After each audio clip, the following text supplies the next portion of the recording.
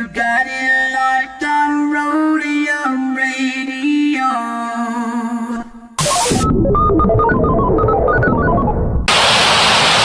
Hey Tony, drop that. What bass? I bet. Dr. Dre in the place to be. Co-rockin' shit with my homeboy Steve. After Roadium, get stupid, yo. Don't think that you can get none of Dre. The motherfucking doctor, the bitch hopper, the sucker motherfucking stopper. I'm fucked up, so don't mind what I'm saying. I'm just kicking it with Steve, Tony, A, and Susan. Yo, we be choosing dope shit to put in a mix. Know what I'm saying? We kick shit like and that's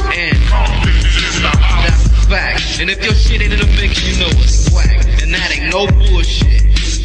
I'm kicking facts on a serious tip. Word up, Dr. Dre's in full effect doing serious damage, boy. Tony A! Tony A! When you're ready, go.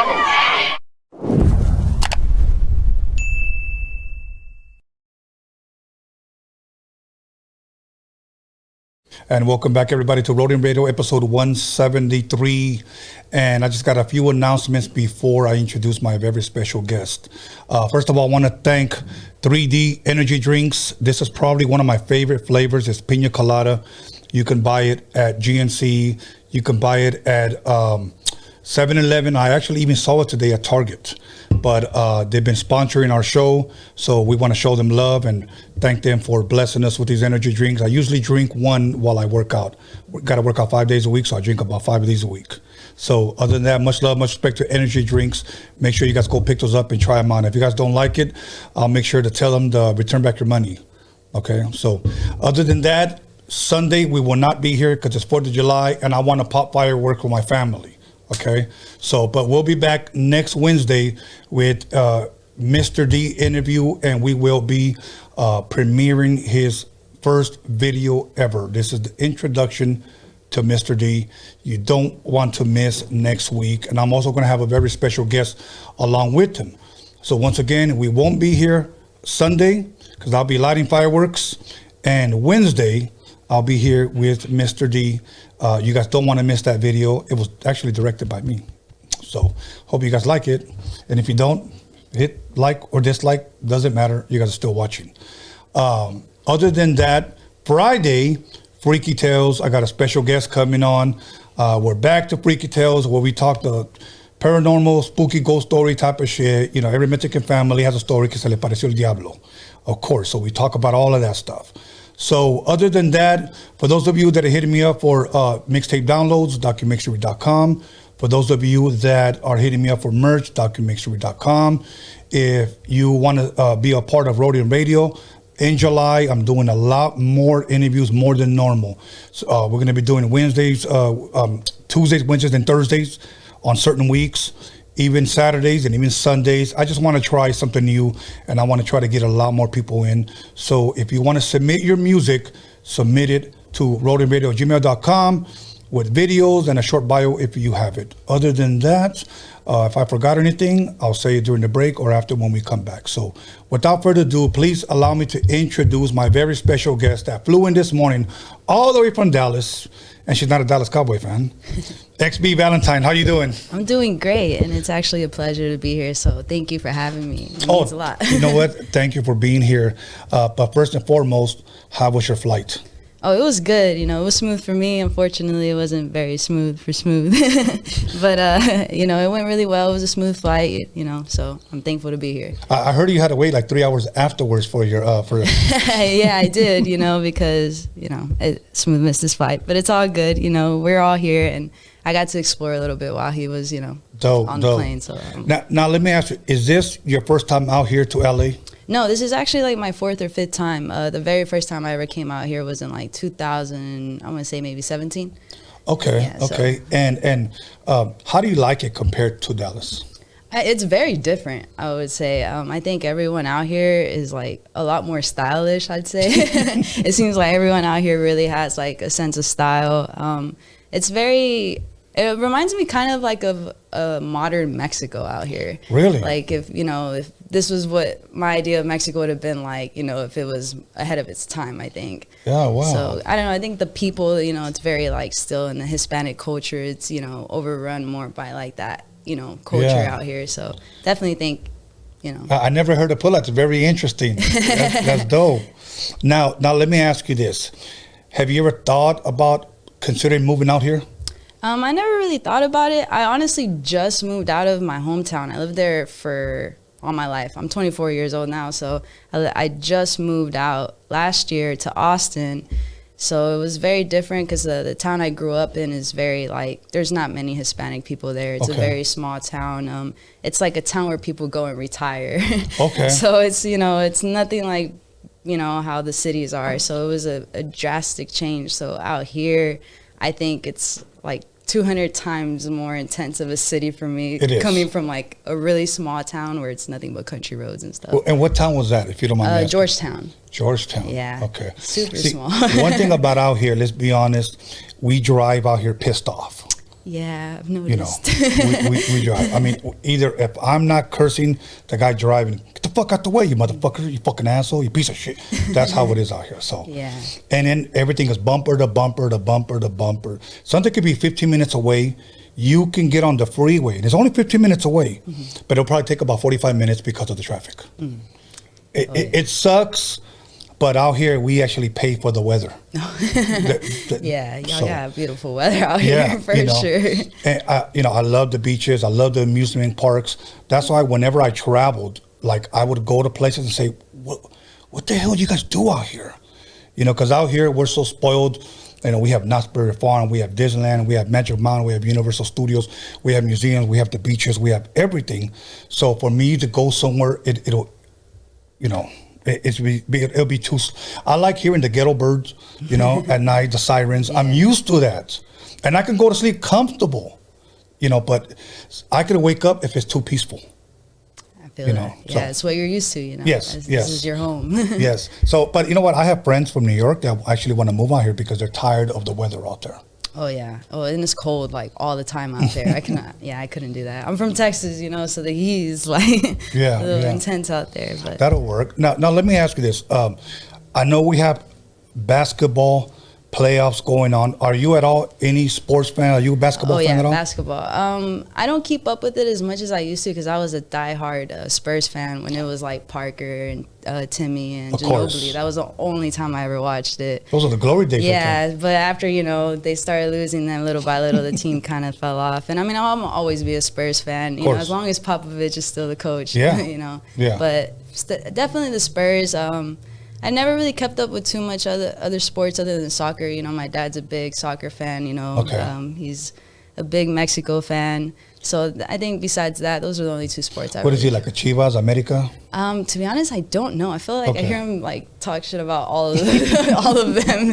I always hear him giving everyone a hard time. I know he doesn't like the Chivas. That's for sure. That's for sure. That's for sure. Probably America, pues. Maybe because those two are like the main rivals. Oh, they're like the rivals. No. Yeah, but the Spurs were a hell of a team during the time. You probably didn't like the Lakers. No. Okay. But you know what? Those were some really, really good years. And Spurs were always like a tough team. Along for us, the Spurs were a tough team, and so were Sacramento Kings. Tough. Now, no football for you? No. I mean, the only time, weirdly, I was really into when I was younger because of Madden. Of course. I used to play, I think it was 2007 when Michael Vick was still the quarterback. Oh, yes. That was the only time I ever was like found myself a fan of football was the Falcons when he was playing, because I would always beat my cousin using that team because of Michael Vick. So it was just like a, you know what, that's my son's because I used to have Madden tournaments here, set up 4 or 5 TVs. I had 4 or 5 PlayStations, and that was like my thing. I only played one game, and it was always on PlayStation. And of course I played with the Cowboys no matter how sorry they were, sometimes maybe the Rams, but my son's team was Michael Vick.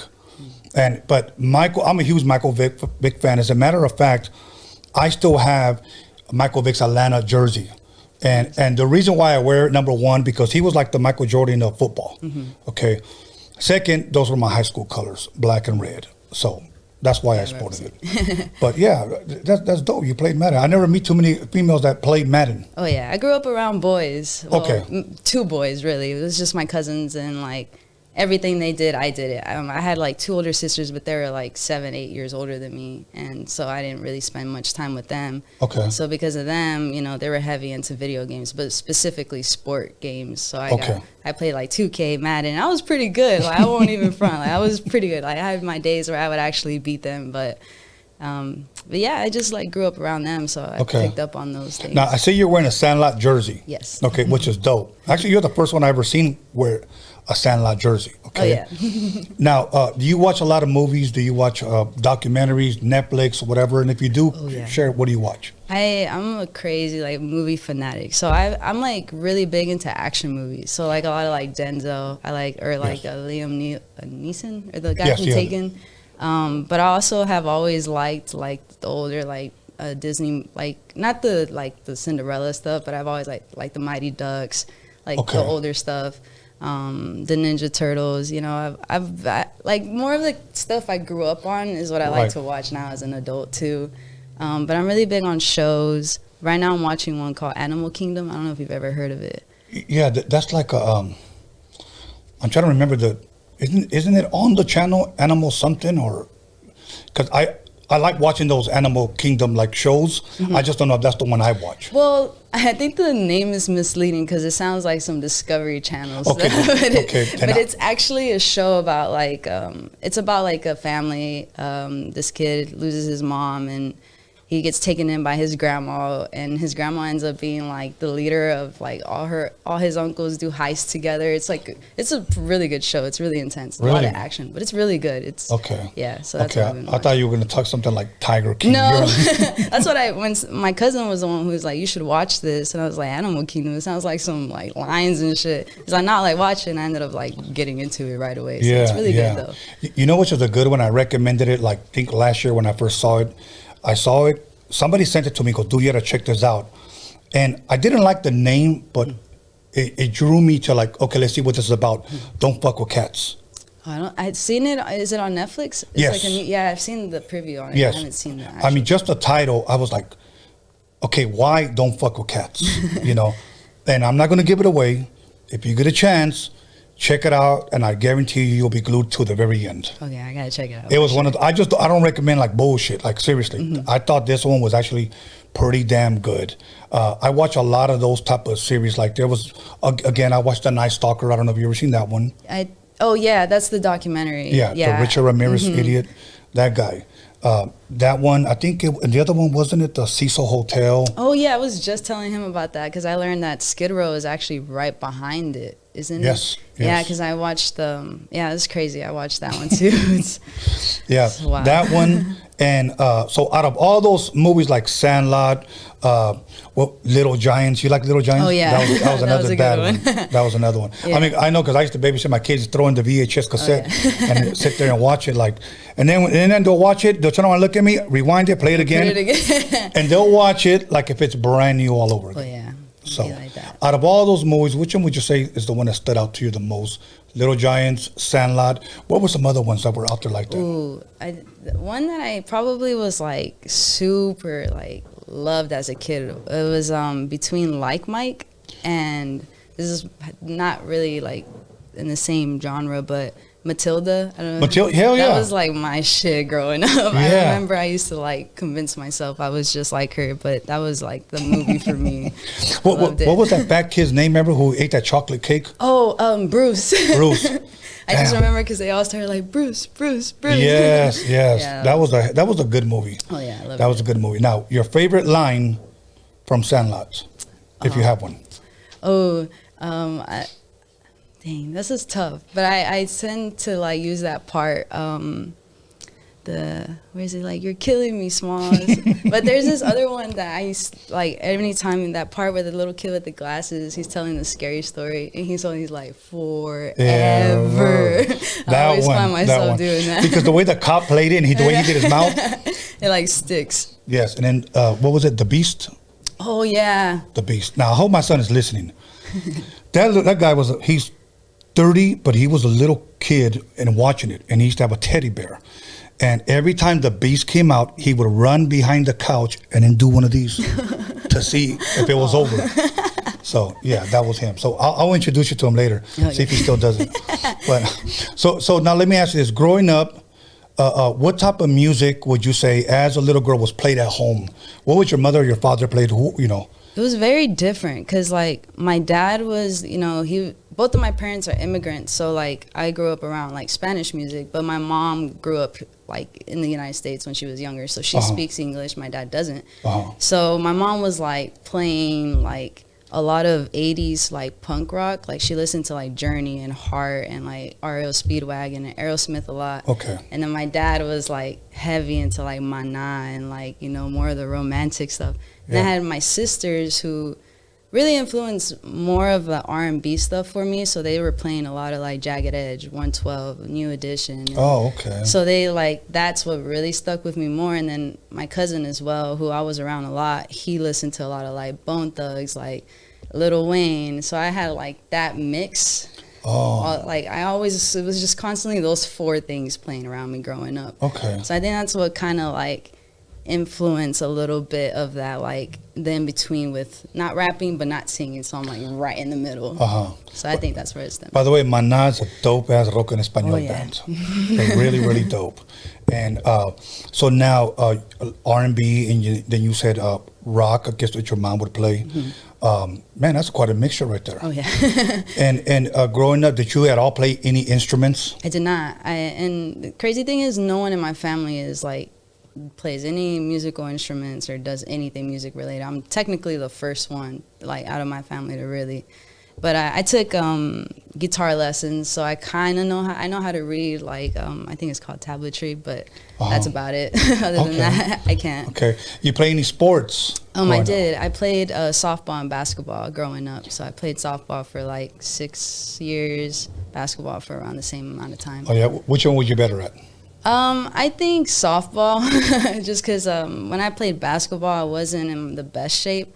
I was a lot younger at the time, and I was a heavier set kid, so I couldn't run as fast.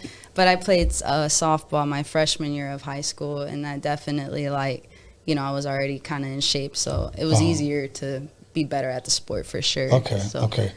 Off-the-wall question I hardly ever ask, but what was your first job? I was a waitress. Really? And the crazy thing is I was a waitress for 6 years. I just officially stopped working as a waitress a couple months ago. Okay. Yeah. And when you first started working, did you like it?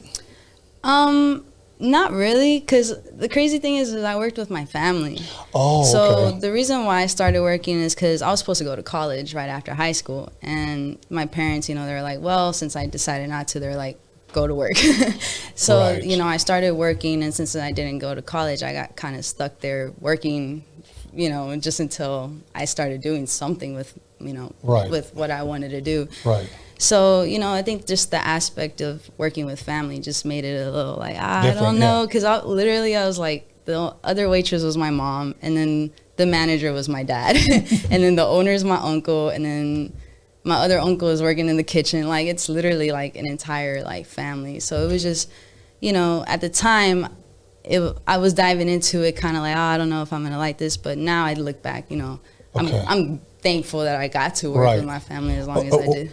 What type of food was being served there? Oh, it was Mexican food. Okay. Yeah, it was a Mexican restaurant. Okay, now I'm gonna ask you to be honest with me.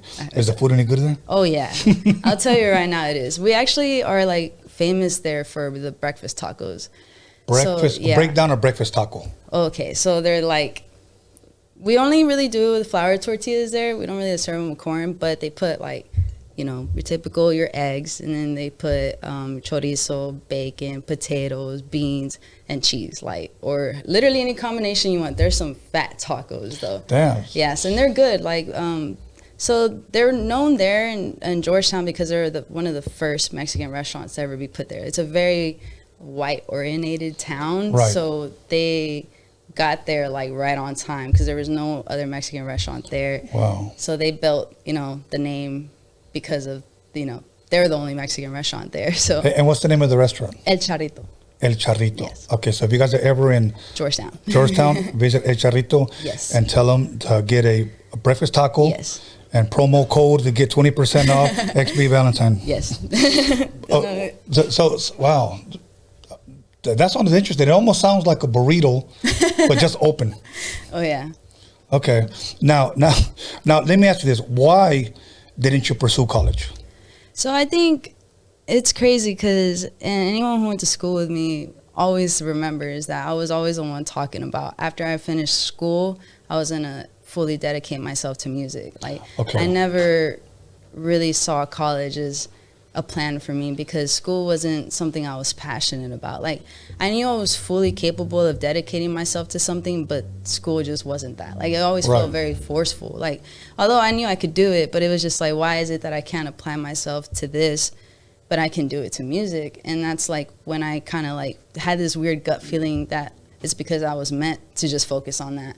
So I made it my only plan. Like, I didn't have a plan B, C, D. Like, plan A, and that's that. Because because that was the only way I was like for sure knew that I was gonna give it full force, is if I trained my mind to know this is the only thing meant for you, and if you have no choice, you have to get it. Right. So I did. That was like, you know, the mentality I kept in order for me to, you know, get to where I'm at.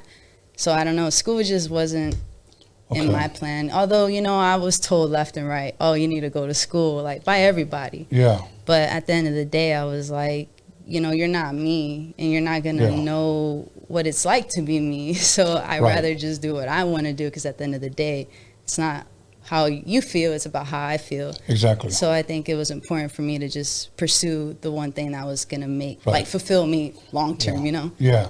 As long as you don't ever regret not going to school. Oh, yeah, nah. And then my thing, too, is, like, school is always going to be there. And, like, I'm, like, this music industry stuff is, like, to me, is, like, do it now or never. Right. So that's how I felt about it. And, you know, I felt like this is something, like, I go to sleep every night and I like fantasize about it. Like, you know, I'm like, damn, like, I can't wait to like finally be in this position that I'm working so hard to be in. And that's when I knew, like, this is what I should be doing, because like I can't stop thinking about it. And that's, you know, I felt like there's, like, for example, my little brother, he's super smart in school, gets straight A's, you know, he's super, like, it seems so easy for him. And he tells me it's because, like, that's what he wants to do. He for what he's passionate about, he has to be good at school. Yeah. And it, like, set this, like, light bulb in my head, like this is how it is, you know. If there's something you're good at, regardless of what it is you need to do to get there, you're gonna do it, because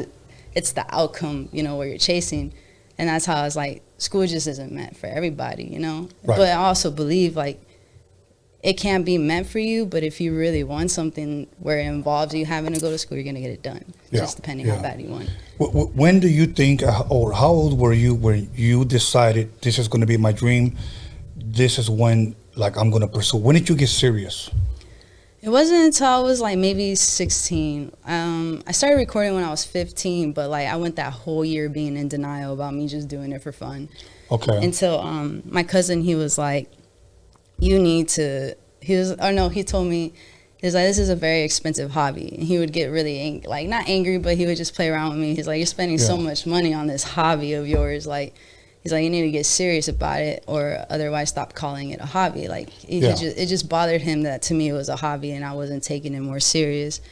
So after that, I kind of, like, really started, you know, trying to at least get in the studio at least once a month. So I was trying to get into, like, this consistency, like, learning how to really at least try to write a song more often than I was before, you know, to get into this routine where I had to, like, keep building a momentum.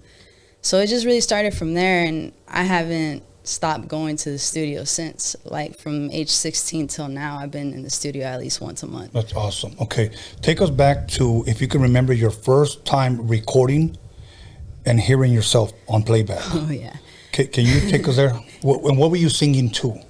Oh, man. So I think the very first time, it was this kid I met in, I think I met him in my confirmation classes. I was doing my confirmations for my quinceañera at the time. And he was like, oh, like, I rap too, you know, and I heard that you make music. So he was like, it'd be cool, you know, if you came over and we recorded. At the time, I had never recorded. I was just, like, freestyling. And so I go over to his house, and he was part of the church band, so he had like live equipment. Okay. So I remember pulling up to his house, and he had like a big old desktop, and then like a audio mixer, and then a live microphone, and that was it. That was all he had. So we recorded with it, and I couldn't even hear myself. So I was like recording in front of, like, just recorded a rap over the beat. I recorded, and then he played it back, and then he recorded on Audacity. It was like this really old program, but we recorded on a live mic. I didn't even have headphones. I just recorded over it, played it back, and that was the first time I heard it. And I remember hating it. It was like I was just like, oh no. It's like, see now that's interesting, because I've interviewed now 173 episodes. I'll say about 80% of the people that I interview, when I ask them, when they press playback and you heard it, did you like what you heard? 80% will say no. No. So what was it that you didn't like? I think it was the sound of my voice. I never really had heard myself like that clear, I guess. I don't know, because when you freestyle, it's like live, you know, you can't hear yourself the same way. Right. So that was my first time like really hearing it and hear it like on headphones. So it just kind of like tripped me out a little bit, because I was like, oh, my voice sounds a lot more high pitched than, you know, really. So it just started like little things like that. I definitely started getting a little bit more insecure about my voice. So it took a minute for me to like really finally get it to sound, you know, to where I was like, you found your sound. Yeah. So, okay. Yeah, it took a while. And that's important that you bring that up, because I hear a lot of singers or even rappers that I believe have not found their sound yet. You know, for an example, I met this one artist several years ago, and he played me a demo. He was rapping over other people's beats. So I asked him, I said, try to rap to this beat. It's a little more up-tempo beat. And I noticed that he didn't sound as good. And then I gave him something a little bit slower, maybe like at 85 beats per minute. And it didn't sound that good. I found this tempo, and it was between 90 and 94. That's when he sounded the best. And that's where a good producer will help you find your voice. Like, you're going to stay around here. Every so often, we may go a little bit, you know, higher on beats per minute. Yeah. But this is where you sound your best, you know. So I'm glad that you're saying, you know, I found my sound or my voice, you know, after so often. Did you ever take any, did you ever hire like a voice coach? Yeah, I forgot to mention that. So when I actually did the guitar lessons, I did vocal lessons first. The only reason why is because my little brother was doing piano lessons when he was like 7 or 8 years old. So my dad, they like told him, you know, we'll give you a deal if you like sign up both of your kids, you know, anything else you want to do, we'll like charge less. So he was like, you want vocal lessons? I was like, sure. So it actually helped a lot. Really? I did it for maybe 6 months.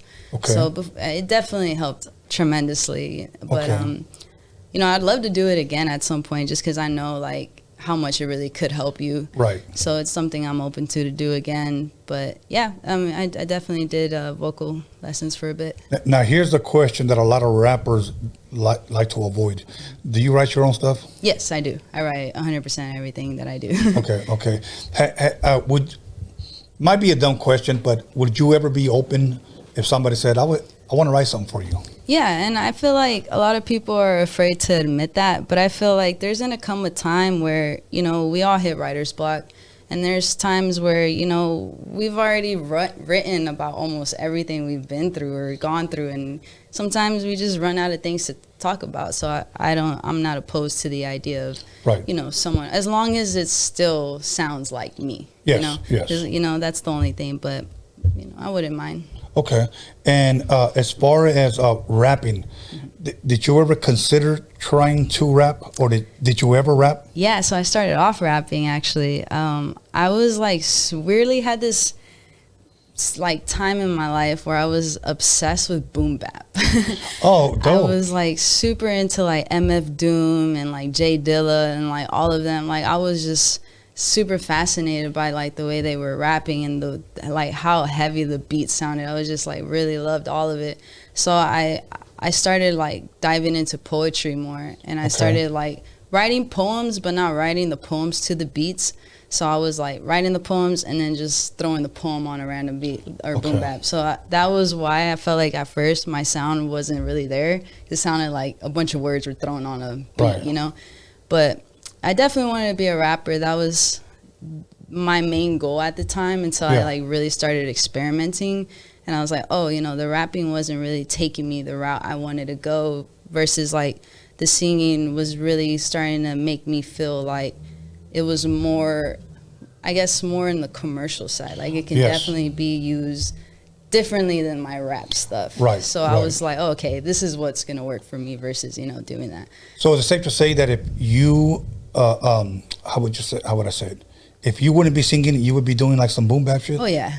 And it's fun to me. Like, I started off doing that really just because it was like my way of venting. Like, I really would just write anything. Like, I have a really hard time like expressing myself. So when I couldn't express myself, I would write it, and it would help me understand how I was feeling. Right. So that's how a lot of like my earlier music was me. Like, I was just having a bad day, I'll write, you know, whatever. I'll just like get inspired from it, and then I'll listen back to what I wrote and be like, oh damn, like that's how I'm feeling. It was like an interesting way for me to really like almost like access my subconscious, and it's telling me like, hey, look, this is how you're feeling. And it was right. And it was like starting to be in a way where like I was writing it to where other people were like able to relate, like, oh shit, like he took the words right out of my mouth, you know? Right. So it was definitely just an outlet for me, like, you know, to really just put my feelings into words when I couldn't actually like say it. If that makes sense. Right. Now, did you have a rap name? Nah, I mean, I went through a few. The basic one, I mean, my real name is Bianca. Okay. So, but my nickname was B. Like, everyone just called me B. So I was like Queen B. I was like Lil B. But none of them would stick. And then I just went by B Valentine. Okay. That was what I went by for like 2 years without the X. And then I, you know, randomly went on Instagram, tried to change my Instagram handle to B Valentine, and it was taken by someone else. So I put the X in front of it, and then everyone just started calling me XB or XB Valentine. So and where did the Valentine come from? So my birthday's on Valentine's Day. Yeah, so that's dope. That's dope though. I like that. I like, appreciate you ever thought about changing it, or you like it? I mean, now I'm like, the Valentine's a little corny sometimes when I think back to it. When I like put the meaning to it, I'm like, oh, because I feel like people think it's there's an extravagant story, or that it's my last name. So when I tell them, oh, where did Valentine come from? They're like, oh, or I tell them like, oh, my birthday. I was like, oh, that's cool. But I like the idea of just like being called XB too. Like basically everyone just calls me that. They abbreviate it. So right. If I were to change it, it would just be the XB probably. Okay, that'll work. Now, let me ask you this. You don't have to. Do you remember any of your raps from back in the day? I don't remember them on top of my head, but I mean, I have them all like on my SoundClouds too. All good. If anybody wanted to listen to those, do you have those available? So there's one album that is available, but it's on a website called That Piff. Oh yeah. I used to put my mixtapes there, but there's only one that's still on there. Everything else is on my SoundCloud, but it's all private. Okay. So, but there is one project on That Piff that people, but they have to type in B Valentine instead of XB Valentine. Okay, B Valentine. And how many songs are on there? I think it's like a 10 or 11 project. And it's all rap? Oh, yeah, I believe so. If I'm correct, that's the album. It's been a while since I uploaded it, but I'm pretty sure. Last question before we go to break. So you write all your stuff, you wrote all your lyrics. What about beats? Where did you get your beats from? Let's just say for that album specifically. So a lot of my earlier stuff, I got them all off of YouTube, if I'm being honest. But now I work with a producer from out here, actually. Her name is Bree Handy. She's actually really dope, super underrated. But yeah, I started working with her just recently. I think I met her last year. So she's been producing all my stuff lately. So dope. Okay.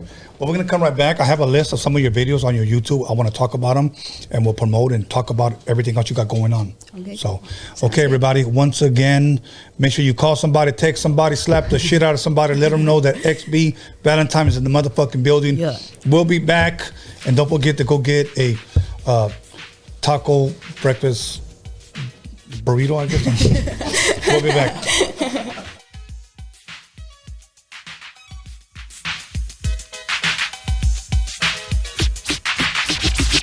It's the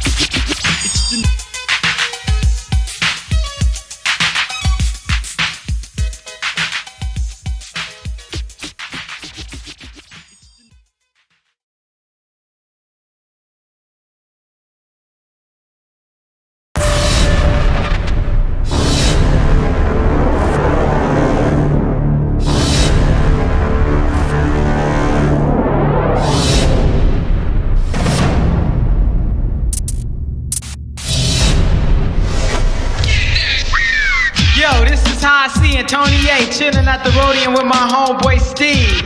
Be on the lookout for our new 12-inch, the shit is dope. Yo, I like to say what's up to my homeboy Dre, my homeboy Prince of Jazz, and the girls with the big ol' ass. So Trip, I'm about to bust one more time to let y'all niggas know just what's on my mind. In the morning, police at my door. Fresh JEDI squeak across my bathroom floor. Out my back window, I make my escape. Didn't even get a chance to grab my old school tape. Mad with no music, but happy cause free. And the street to a player is the place to be. Got a knot in my pocket weighing at least a grand. Hey Tony, drop that. What bass? I bet.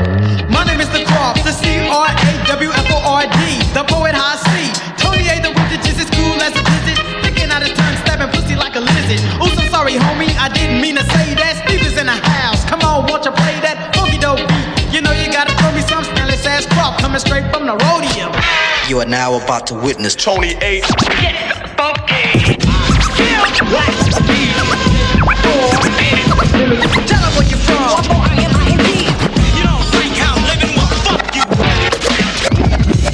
Who's on a Saturday night in LA? Yo, feeling kinda fancy. Stop what you're doing, cause I'm about to ruin the image and the style that you used to. What the hell are you looking for? Can a young man make money anymore?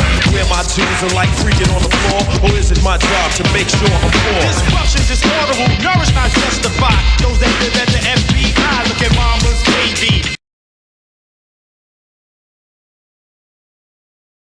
Welcome back, everybody, to Roadium Radio episode 173. And once again, I want to give a big shout out to 3D Energy Drink. Make sure you check it out. My favorite so far is the Pina Colada. Comes in a dope gold can. Kind of looks like a tall boy at the gym. So other than that, once again, we won't be here Sunday because I'm going to be popping fireworks. I just bought some snakes, you know, the kind that we used to light back in the day, those little black ones. So, but Wednesday, we'll be back with Mr. D. Roadium Radio premiere to his new video, the introduction of Mr. D, and I will have a special guest along with him. Once again, submit your music, roadiumradio@gmail.com. And with that being said, we're gonna go ahead and jump right back into it with XB Valentine. Yo, what's up? So you know what? I got a text and somebody told me that your jersey is fucking dope. That's what they Hey, said. So, shout out to Smooth. so yeah. So now let me ask you this. How long have you been knowing Smooth?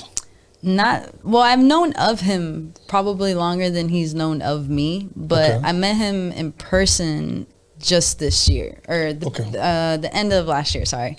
Okay. So, yeah, because I've been knowing about him in the city. Everyone kind of knows him as, you know, he's known to be throwing a lot of the bigger shows out there, and he's just somebody who's very well respected in the city. So anyone who's trying to do something knows that if you're on Smooth Vegas radar, you know, you must be doing something right.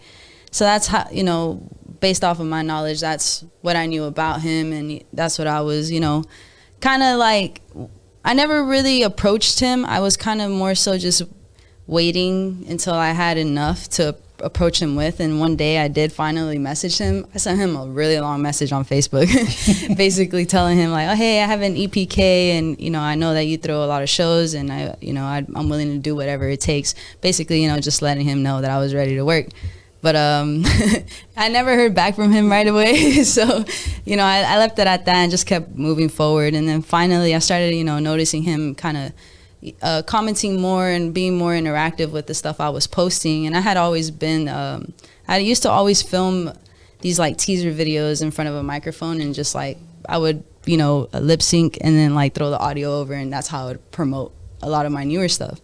And I would do that consistently, and he started like commenting a lot on those. And finally one day he was like, hey, I'm doing this thing. It's like an insight, where he was inviting a lot of local artists to like basically come and do like covers of songs.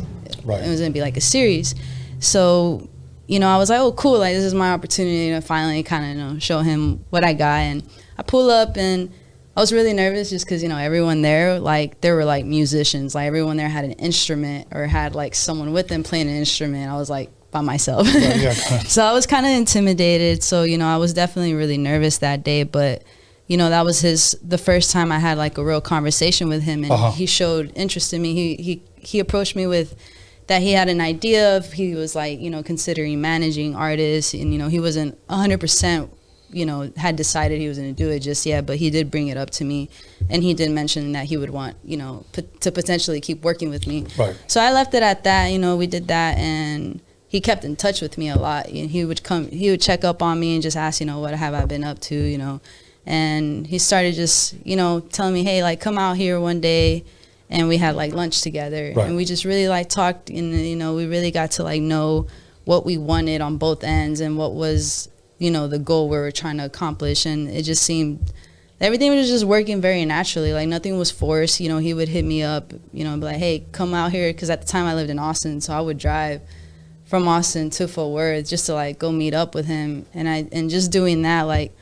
I really just felt like I was exactly where I needed to be with who I needed to be with. And it just, something about that situation just felt so natural. And it was just like, I really felt like it was meant to be. And he's definitely like opened a lot of doors for me, and has not only like shown me and taught me a lot, but he's also like probably like hands down one of the best coaches like in anything, because he really knows how to like put words together into where like he always says I'm real quiet and like don't ever like respond, but I think I'm such a sponge to everything he says, because I'm like almost like he's almost like, I would say, kind of like a role model, because he's someone who's already been there, done that.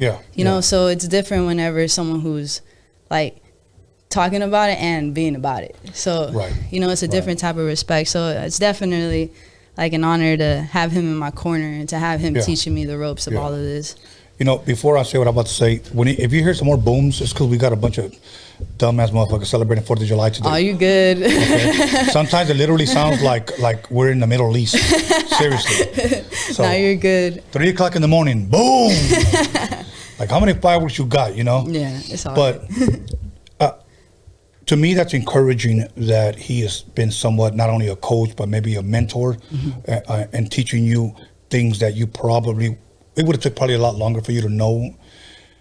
And I believe that's where people like myself and other people need to step up and help artists instead of taking advantage of artists. And when I say taking advantage of artists, and I know a lot of people don't like me speaking like this, but I've seen so much dirt behind the scenes. I've seen where labels, independent labels, would sign talent, such dope talent, and their whole, if you will, their whole scheme was just really to rip that person off. I've seen it, and there's been times that I wanted to speak on it and I wanted to say things to a certain artist, but I'm like, it's none of my business. A year later, they'll say, hey man, I dropped 2 albums with the guy, never received 1 dime, doesn't even return my phone calls.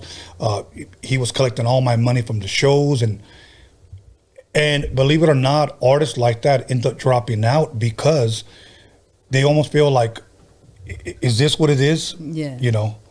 So I've had artists that have sat right there, and that when the lights were off, they'd ask me, do you want to manage me? And I'm not a manager. Now, I have all the right connects, honestly, but in order for me to do something like that, because when I do it, I will go 100% all in. That person has to be coachable, has to be moldable. That person has to listen. I can't go into business with somebody that thinks they already know it all and hasn't done shit. I can't do that. Yeah. So I say this to all young artists across the board. If somebody wants to teach you something, learn wisdom from these people that have already been there, because many of them have paved the way that have made it easier for you to eat. So, but now as far as when you said you messaged him a long old message and it took him a while to reply, I want to say something, because I get a lot of long messages on emails and in the DMs. I always tell people, do not DM me any links, email them to me. Email them to me. But people still send me link after link after link after link. And when I read their emails, here's the way I think, and I think I'm kind of covering why he might have taken his time. Because the way I strategize here at Roadium Radio, I think, okay, I'm interested in this person, but I got to find another person that goes along with him, even when we do the show. So that's why many times I won't reach back to that person just yet or won't respond because I don't want to give them a false date. Yeah. And they have to so if you guys are out there listening and wondering why, just give me some time, I'll get to you. So now, your first song that you actually released, because I know you don't have no albums out, but you got a bunch of singles out. Yeah. Tell us about when was your first single dropped and what was the name of the song? So, well, I dropped my first official single on Spotify and Apple Music in 2018. I dropped a song called Patience, and that was really the only single I had out for a while. And then after that, I dropped an EP, which was titled Midnight Lane. So I had that was really all I had, and it wasn't until last year, 2020, I dropped a single titled What You Need, and that was really the first R&B single I would consider that I really put out, because all the other ones were still very hip hop but I was kind of still trying to sing on the beats. But this was my first R&B song, and it was also the first song I put out where I was openly talking about my sexuality, because I am a part of the LGBT, so it was my first time really being comfortable enough to put myself out there. So that was the first song I did, speaking on that. And after that I dropped I believe it was No Saint, which was featuring Cap G. We'll get to that. But you know what? You said something interesting. So your first single, you said you wanted to talk about your sexuality. Just to ask, why did you feel it necessary to talk about it? Was it just something that you kept inside? You said, I want to let the world know, or something that, just fill us in, I guess. I think it was a really interesting process how I went about officially coming out. So everyone in my immediate family knew first, and I kind of waited, to see, get a feel for it, because I am, Hispanic, and it's not the most easiest topic for a Hispanic family, to learn that they have a family member who's gay, so it was definitely more so me just kind of testing the water. So I was okay, let me just see how my family takes this. And it took time, but they all adjusted, and they all are very accepting and loving. And from there, I took it to social media. I was okay, let me post it on social media now. Let me just see how the people, my friends now, let me see how they take it. And everyone was super supportive, and it was shocking to me because I was terrified. Yeah. I wasn't sure how people were going to take it, especially people who've known me for years. And, it was going to be oh, snap, I didn't know this. So I went from that, and then once I learned, I was you know what, my family accepts me, and the people I care about also accept me. There was nothing else stopping me now from writing a song about it. So, I finally was you know what, let me just do it. And I did, and it was a super freeing feeling, finally being truthful in a song about love. Because it was really hard for me to write about the topic and having to be careful with what I said without making it seem like I was writing about the opposite sex, Right. So it was definitely a challenge, but I think it's personally my favorite song because of that reason. I felt every time I listened to it, I was man, that girl wasn't afraid of of who she is. And every time I listen to it, it makes me feel good. That was just more so me accepting me.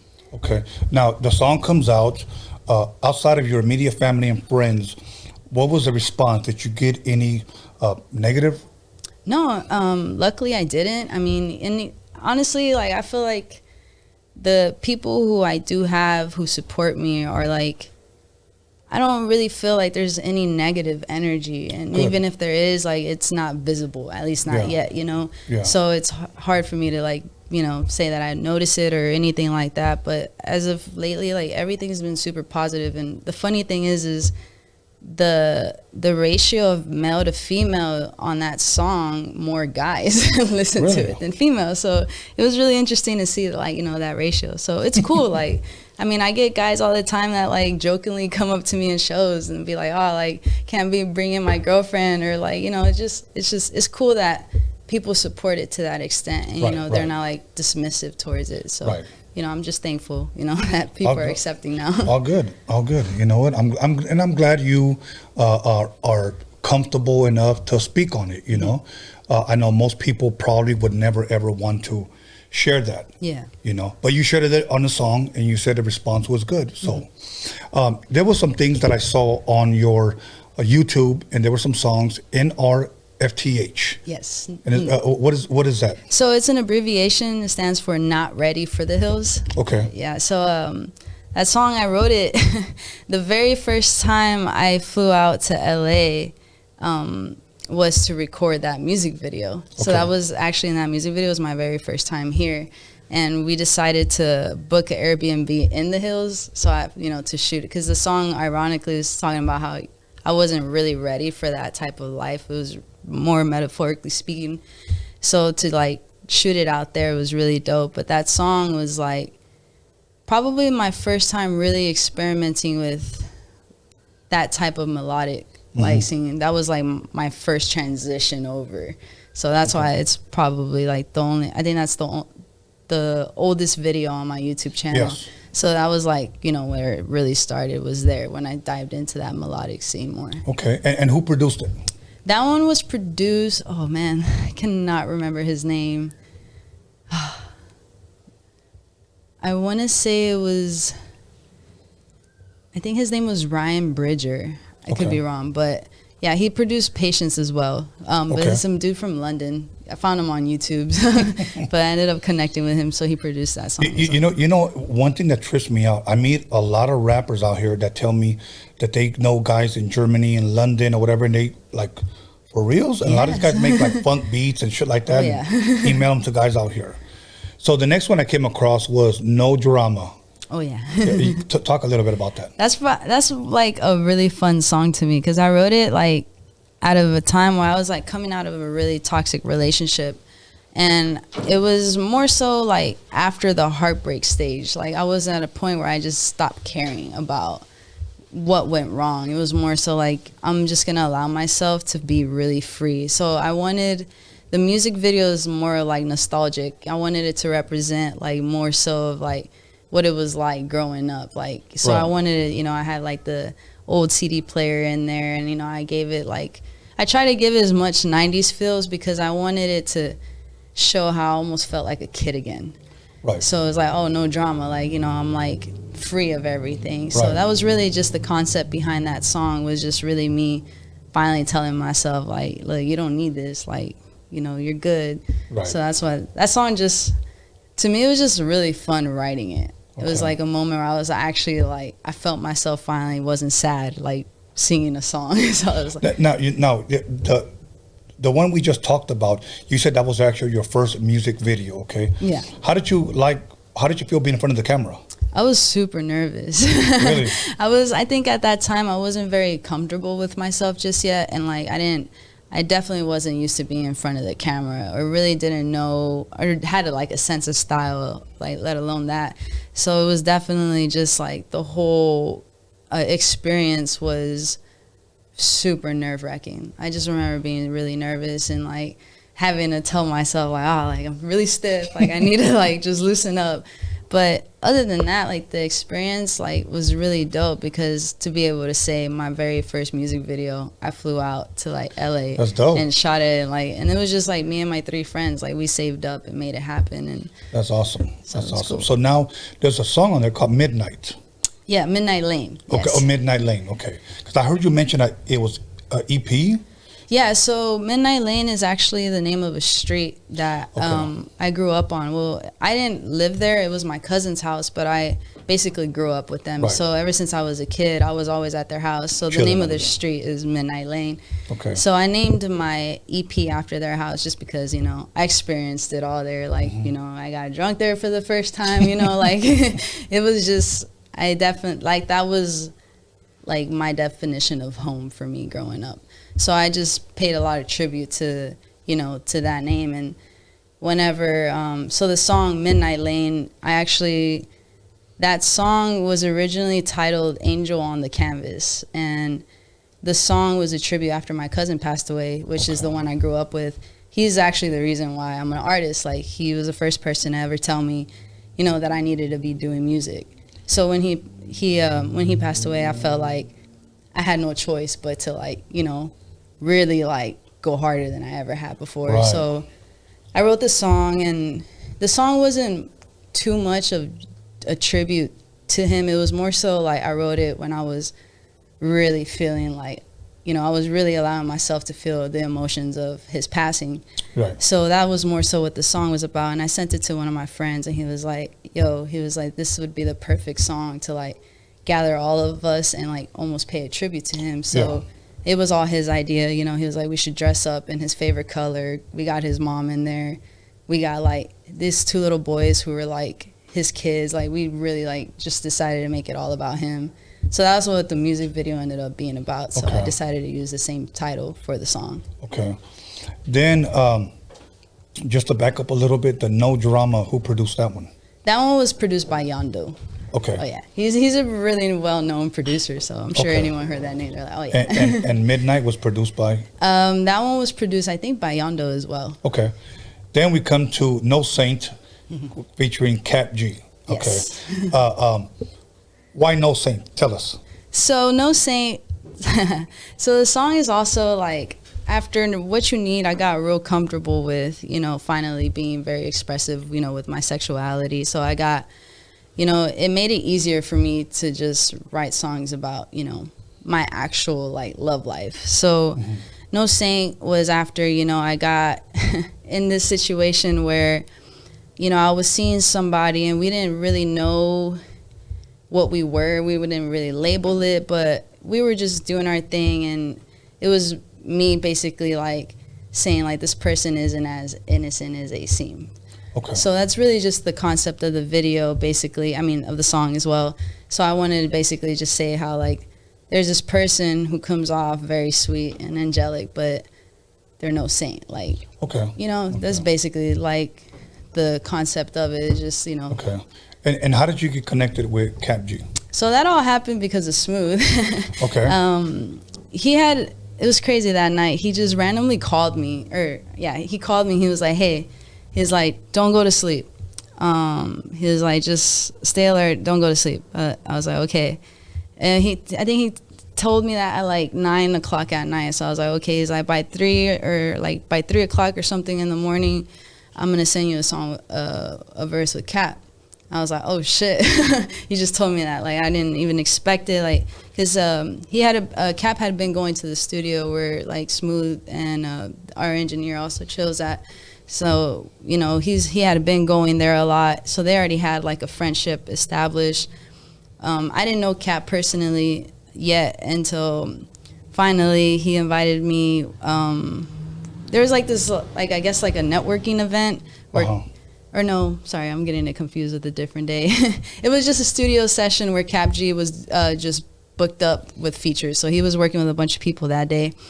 And so I got to go in there and basically just hang out. I didn't really get to like work with him just yet, but finally the next day we got in the studio and he ended up knocking out the verse. So I don't know, it was all of it was super surreal. Even with Baby Bash too, it all just kind of, you know. Okay. It was all because of Smooth. So No Saint was released when? Oh, when was No Saint released? That was released, I think, a month ago, because we released No Saint and Vibe With You 2 weeks apart from each other. Yeah, so they both dropped last month. Okay, so Vibe With You, those two, by the way, No Saint and Vibe With You, I thought were fire. Okay, I really enjoyed them. With Baby Bash, how did that happen? With Baby Bash. So I think that's where I got all confused. It was like it was a whole weekend thing where both of those features happened. So, because Cap and Baby Bash were in the studio working together, and I just happened to be there while that was all happening. So, you know, it was more just like a vibe out thing. I wasn't expecting anything out of it. You know, I was just told, you just go get to know people, you know, introduce yourself, whatever. So I was there with both of them, and they ended up knocking a song out together, and I got to kind of, you know, talk to Bash more, and we didn't really know if he was going to do a song for me yet. We're like, you know, like I said, he was just there to work with Cap G, but we started kind of like diving into showing him my music a little bit, and, you know, we showed him What You Need and Vibe With You just to see which one he liked more. Right. and he ended up really liking Vibe With You. And since we're already at the studio, like, he ended up, you know, he was like, you know what, like, we'll just go in there. And he ended up knocking it out, like, right away. And it all happened so naturally. And I think that's why, like, like, the whole thing is so surreal to me, because I feel like a lot of people think that we, like, just pay these artists and that was that. Like, it was really more than just that. Like, I really felt like I got a chance to build, like, an actual relationship with, you know, these artists. And, you know, for Cap, you know, to pull up and be in the video, like, you know, that meant a lot. And for Bash, too, like, he's been showing so much love, you know, to the song. And he said that he wants to do a music video. So, like, things like that, like, I think are why these records mean that much more, because it wasn't just like, oh, paid you, that's that. Like, they don't even, like, they actually cared about the record just as much. And I think that's what made it, like, you know, meant that much more. So those 2 singles came out last month. Now here's my question, because I'm from the old school, and back then we dropped 3 singles in 1 year. Okay, so they were spaced out, and this was 1992. I had 3 singles playing on the radio. Okay, and I'm grateful for that, because the fans made that happen. But I know today we live in a generation where we drop singles. Okay, going forward now, what can people expect from you? More singles, possible EP, possible album, possible tour. What fill us in? Well, I think all of that, to be honest, but I think I can give it to you more in order, because so really right now I have a lot of singles with features. So I do have a song with Paul Wall. I have one with Castro Escobar. I have one with the Bone Thugs, which I'm super excited about. So I have all those singles that I am going to be putting out first, and then after that, I'm going to focus on putting more, like, the singles with just, like, myself, instead of, like, with the features. We just wanted to get all those knocked out first, you know, just for, like, data purposes. You know, we really just want to focus on getting that up before I, like, really start, you know, just all me. Okay. So after the singles, you know, just me, then, you know, start focusing on a project, like, you know, as a whole, maybe an EP or an album. But the shows are going to be happening throughout the middle of all of that still. So as far as a tour, I'm not too sure about that. Like, maybe in the long run, maybe by the end of the year. Ain't no telling with Smooth. Shit, that might happen, like, next month. But that'll work. And as far as the videos, are you more comfortable now in front of the camera? Yes, I know I still got a little more work to do, but I think I'm definitely, like, learning, you know, how to be more myself. It's still something I, like, feel like I struggle with, but I'm getting the hang of more. Now, let's just say I would hop in the car with you, you're driving. What does XB Valentine bump? As of lately, I've been listening to a lot of Roy Woods. I don't know if you know who that is, but Roy Woods. Who else? I've been listening to Drew Hill a lot lately. Let's see. And Bad Bunny. Those are, like, the 3 that I've just been heavy on the past couple of days. All right, that'll work. Do you ever plan to do any reggaeton? I get asked all the time. I mean, Really? I'm not opposed to the idea. Like, I'm down to do it. I'm not the best at writing lyrics in Spanish. So, you know, I'd be open if someone were to write the song for me, see how it goes. Okay. Do you understand Spanish? Yeah, I can speak it. I can write it. I can read it. It's just the writing the lyrics part. See, now to me, since I'm not a rapper, so I ask these goofy questions. So is it really much of a difference writing from English to in Spanish? Yeah, I feel like it is. Well, I think what I struggle with is, like, making sure I'm using the right, like, pronouns, or, like, because I feel like I use a lot of, like, the male and female terms incorrectly. I see what you're saying, yeah. So, because I did do a song in Spanish. It was, like, a Latin trap song that I wrote. And I did have a couple people tell me, oh, like, you know, like, if you ever need help writing your next song, I was like, oh, like, I can tell there's probably some things in there I didn't say correctly. But I would definitely be down to do it. You know, I think it's just as long as it's executed properly, it'd be cool to do it. Where do you see XB Valentine in 10 years? Ooh. In 10 years, dang, I would be 34 in 10 years. I mean, I'd hope that I'd already, you know, done a fair run in the music industry and had already toured. I think by 34, I'd hope I'd already won at least 3 Grammys or something. You know, and it's crazy because I didn't used to think I'd ever get to that point, but until I met Smooth, you know, I was definitely taught that there's definitely more to this than I thought I was capable of. So now I'm thinking a lot bigger than I used to, because, you know, now I know that it's definitely doable. It's just a matter of how bad you want it. Yeah. Now, as far as performing, do you enjoy performing? Yes, and that's actually like became my favorite thing to do recently. And I used to be terrified of performing. I'm a very anxious person. Like, I get really anxious and like nervous easily. Especially like I never liked being the center of attention. So, and that's something like it doesn't really work out when you're an artist. But like I used to kind of freeze up a lot when I would feel a lot of people looking at me. And now that I kind of have like basically a set that I know how it goes, you know, I've done it so many times and I've learned, you know, I have a strategized now and I feel comfortable now because I've done the same set several times to the point where it's like, you know, it's easy. And now I know how, I learned that communicating in between songs and like really expressing, you know, who I am and like telling the story before every song starts is what like really started getting the crowd more like, like intrigued almost with my set versus me just like introducing myself, diving into the song, and then like, okay, next song. And like I used to do that, and I learned that what's the word? Like people weren't remembering me as much as like now when I like perform, for example, What You Need, every single time I perform that song before I start, I bring out a stool, I sit down, and I tell people like, look, I'm going to get real with you guys, and I'm going to tell y'all, like, I wrote this song, you know, when I came out as an LGBT artist. I tell them to turn off the lights. Everyone pulls out their phones. And, like, doing that, like, all their attention's on me, and they have no choice but to listen to me.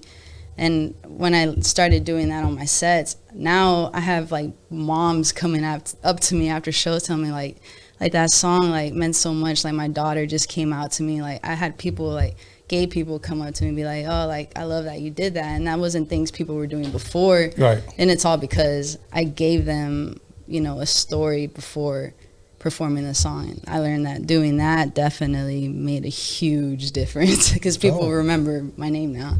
Okay, that'll work. Now we come to the end of our interview. Is there anything that I didn't ask you? Anything you want to promote? Anything you want to share? Anything? Not that I can think of. Smooth, anything that comes into your mind? Oh, yeah. Shit. How can I even forget that now? But to be real, though, I do got to say, Bella is probably, like, hands down, like, I know you're younger than me, but I, like, straight up, like, my younger self would have been hella... I don't even know how to explain it, but I look up to you.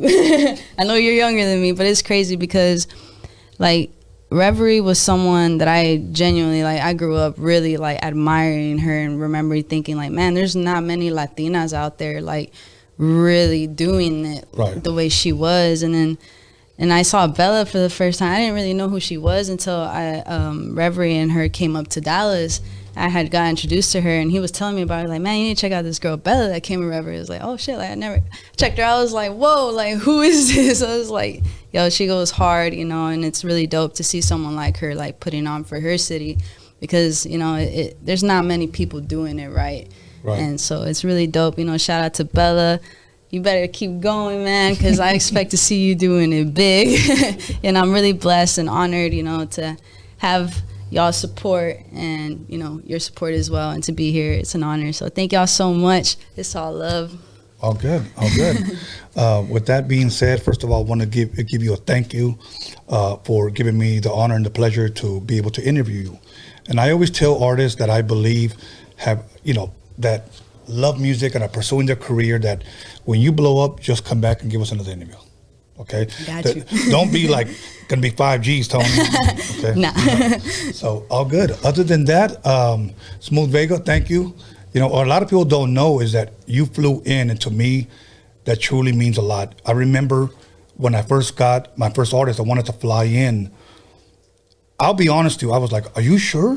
Mm-hmm. And he was like, "Yeah, I want to fly in." And I was like, "But why?"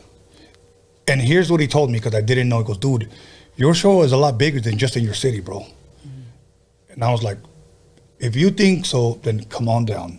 And he flew in. So I thank you for that. I truly do. It means a lot to me. So everybody, make sure you guys support her. Make sure you guys follow her. Her Instagram's been popping up on the screen. And if you didn't get it on the screen, which I'm sure it was up there, it'll be on the description after the video is posted, or probably up now.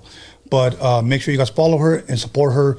Go to her YouTube page. Check out her music. You won't be disappointed. I love the one with Caps G and Baby Bash. So with that being said, Bella just walked in the motherfucking building, and we'll be back 10 minutes. Don't fuck around. XB Valentine in the motherfucking house. Thank you very much. Yes, thank you.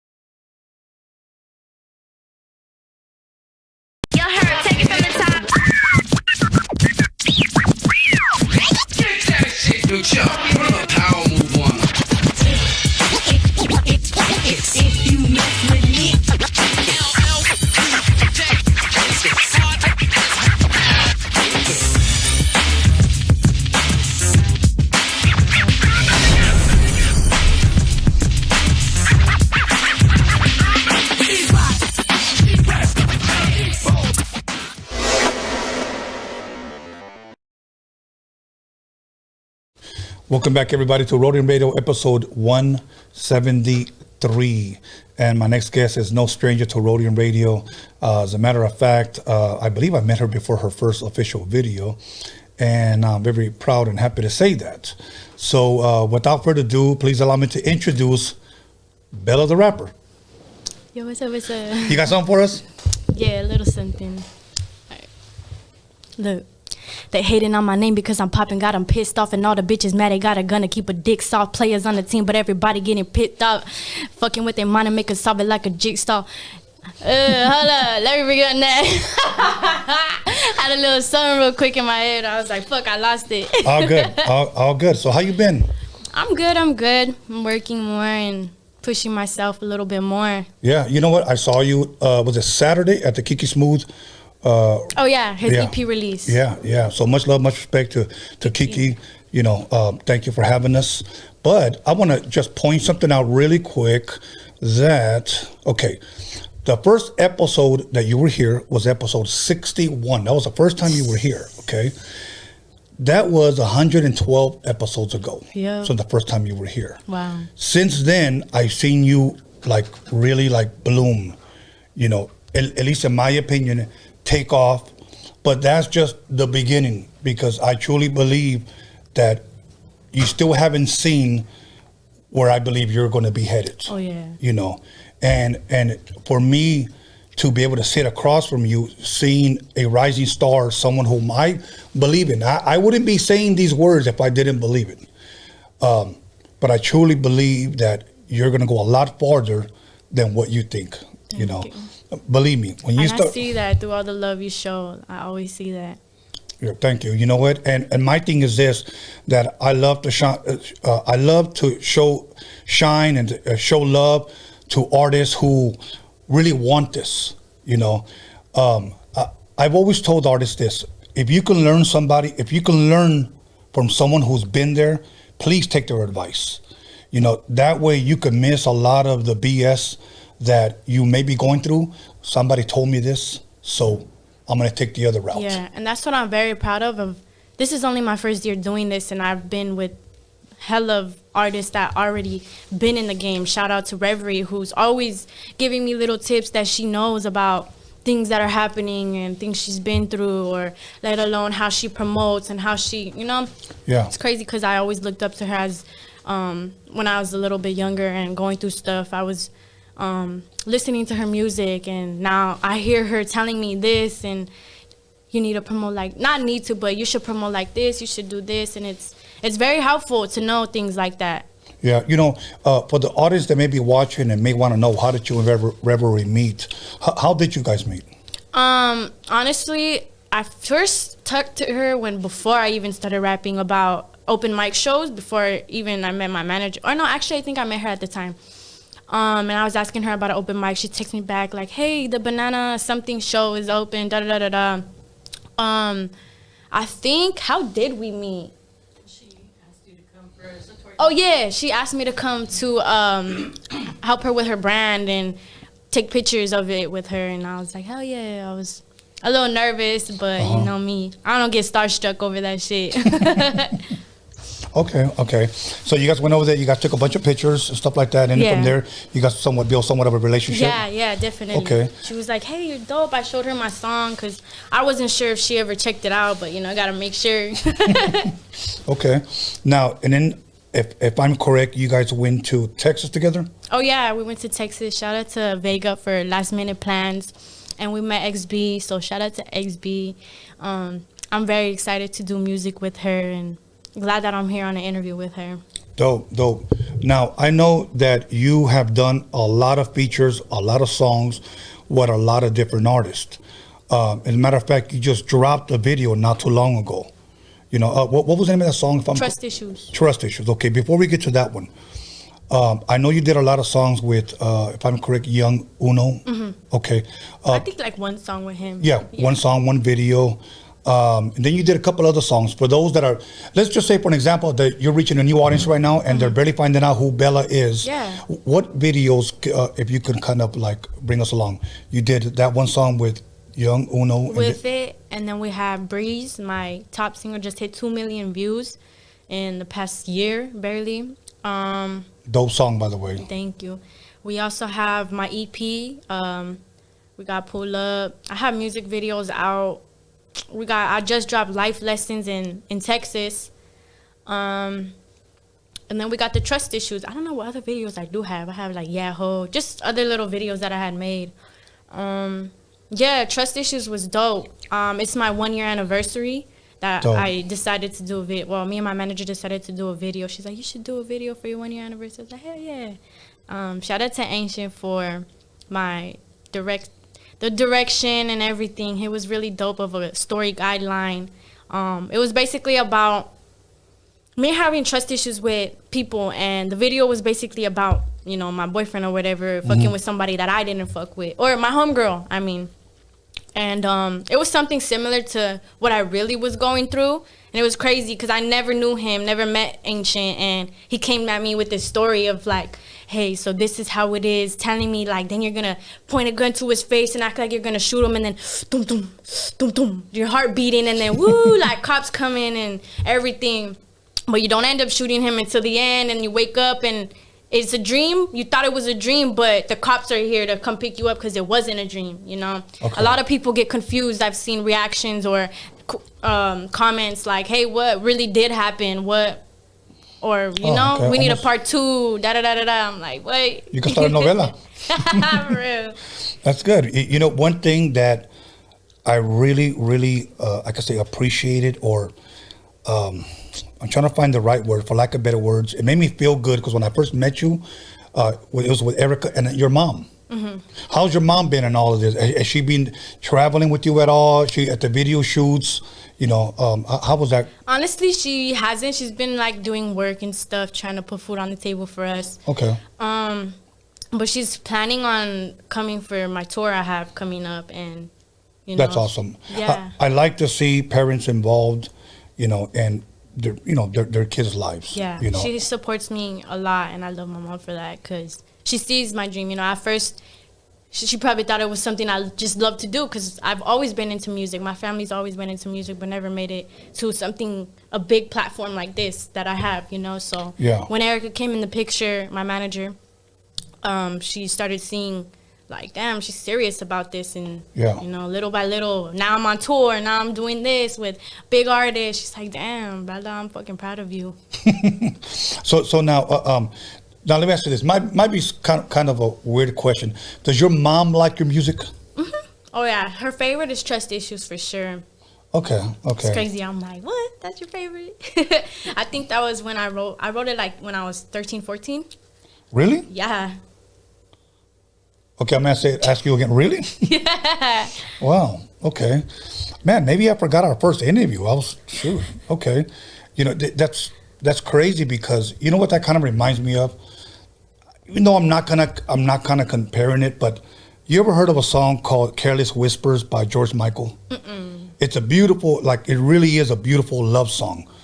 But him being an older man, I saw a documentary where he said he wrote that song when he was 16 years old. Oh, wow. And that song has stood the stand of time, like over 30 years, and everybody. But it's a heartbreaking song, but it's like a beautiful song, you know. So when I hear you know, oh, I wrote that when I was 13 years old, I was like, wow, like, all right, like that's pretty crazy. Even myself, I'm like, damn, that's some heart-feeling shit too. Like you really have trust issues at the age of 13, 14. It's like, yeah, that's what I'm talking about. Yeah. So now, could you say that, like for me, DJing came easy for me? I can actually say that I was a natural. Mm-hmm. I believe producing came easy for me, and I believe that even directing comes easy for me. I didn't think or know that podcasting would come easy for me because, number one, I admit this shamefully, I don't have a junior high school or a middle school diploma or a high school, okay? So I never thought that I could ever be an eloquent speaker. Mm-hmm. So I thought, you know, when people say, hey, I want to get interviewed by you, I would be like, really? Right. You're like, okay. But this thing came natural for me. Mm-hmm. Do you think rapping came natural to you? Honestly, yeah, it just came out of the blue. I was writing how I felt, like I said, and probably in my previous interviews. It's something that like XB said, she was like, something that you're committed to, that you have to push harder to do because it's just something that you love. Like her little brother with school is like, he loves it and he knows that he wants to continue doing it, and he just naturally is good at it. And I feel that too. And I'm not the best at speaking either. I tend to cuss a lot in what I say. I don't have a big vocabulary, but I love music, and whether it's rapping, I'm coming out versatility or whatever, singing. Right. I'm going to share something with you that my son sent me. I want to say about, was Saturday last time I saw you? I want to say maybe it was Thursday or Friday. He sent me something. Somebody had posted up videos of all these young cats. And, it's a bit, I think they're like 30 or 40 second videos on Instagram. I was listening to them after like 10 seconds slide. I noticed that there was like 10 videos altogether. All of them sounded the same. Yeah. And all of them had that, either they were drinking lean or on some fucking pills or something. Because I know some people slur on purpose. Why? I have no idea. And and I'm trying to get into it. I really am, because I really want to give this generation an opportunity to take this rap thing somewhere else. But they were all Latinos también, So I'm slide, and then your video pops up. And it was the verse to Two Chicanas. So I'm listening. So I start over again. Slide. Yours comes up, and then another guy comes up. So then I text my son back, and I said, he asked me, who was the best one out of all of these? And I said, Bella. And he said, why? And I go, because she's the only one that sounds different. And to me, those are the successful ones, those that are different. Well, I mean, why do we need, and I'm not comparing those guys to this guy. Yes. Why do we need, 20 Drakes? Yeah. Why do we need 20, Kendrick Lamars? And that's what stands out is, I noticed that everyone who's different, like, have you seen the BET Awards, for example? Her, her? Mm-hmm. She came out doing the drums, and then boom, switches out to a guitar. And I got fucking chills, because it's like, none of them did that. Everyone else was doing the same shit, and like, no shade to any of them, because I love these artists, they're all different compared to each other. But nowadays, it's like, what's popping is showing ass, twerking ass, talking about this and nigga this, and I'm hopping on his day or whatever, blah blah blah. It's like crazy, because that's the new, not even the new generation, it's the new sound that just everyone kind of feeds into, and it's crazy how it changed. I'm going to share something. I've shared it before, but for the audience that may not have heard it, I'm going to share this. In the 80s and 90s, no two rappers sounded the same. There was such thing as a word called biting, meaning that if you took somebody's style, you're biting his shit. Mm-hmm. If you took the way somebody dressed, you're biting his shit. If you took the way somebody cut and scratched DJing, you're biting his style. There was if a guy pop locked and you stole his moves, that was biting his style. No two rappers sounded the same. East Coast had their sound, down South had their sound, West Coast had their sound. Now today, at least in my opinion, all the music across the board sounds the same. Mm-hmm. So I come back to looking at these videos, and I say, why is she the only one rapping different? Because I think a lot of people today say, that's the sound that everybody wants. Let's hop on that shit. Let's do it. Yeah. I mean, I remember when groups like Tribe Called Quest came out, they had their sound. Groups like, or rappers like Biggie had their sound. Pac had his sound. Digital Underground had, NWA had theirs. Everybody had their sound. I mean, and those are all classic records. I think sometimes how I because my son likes some of this new stuff. But I always ask him a question, who were you listening to 6 months ago? And sometimes he has a hard time remembering, because a lot of these songs ain't going to be around a year from now.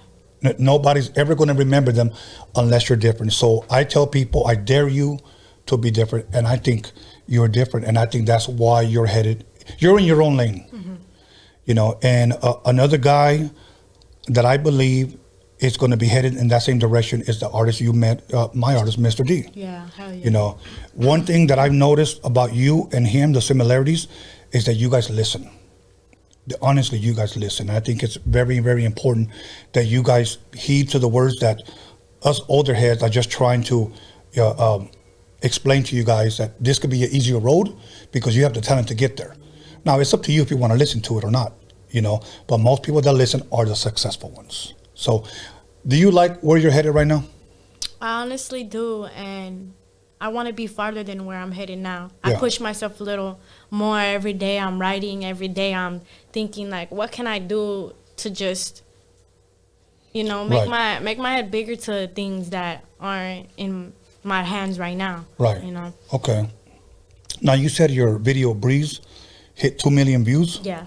Okay. How does it feel to know that that 2 million people saw it? Honestly, like, to me, numbers ain't nothing, but in a year, it was just like crazy because not a lot of people can get to where I'm at right now. It took them 3 years to get there or more, you know?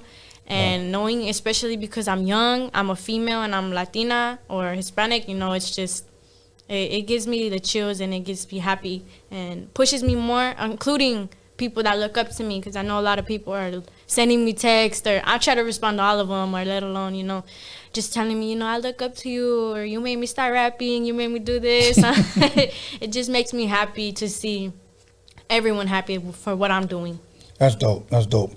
I know this is probably out of order the way you did your videos, but you did a song with Namek, somebody that I interviewed here. Yeah. How did that come about? Shout out Namek. I love our song. I bump it like every time I go on YouTube to my shit. It was fun. It was something that was like, I think it was like a 2-time studio that we did. Okay. It wasn't a 2-day, basically 2-day, but different like weeks or whatever.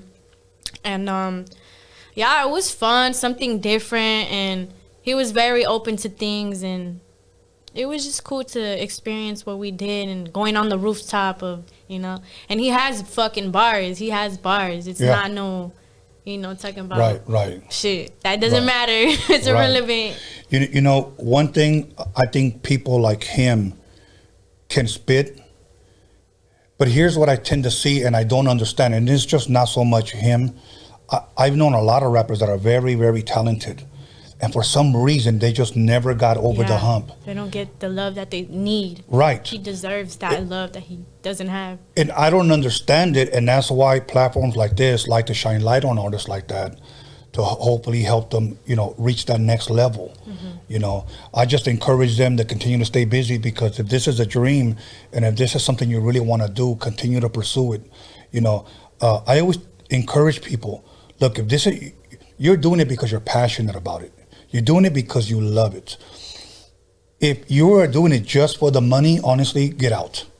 Oh, yeah. Get out. I never, ever have done this for money. Mm-hmm. I've always told people, as long as you release good music, money will come knocking.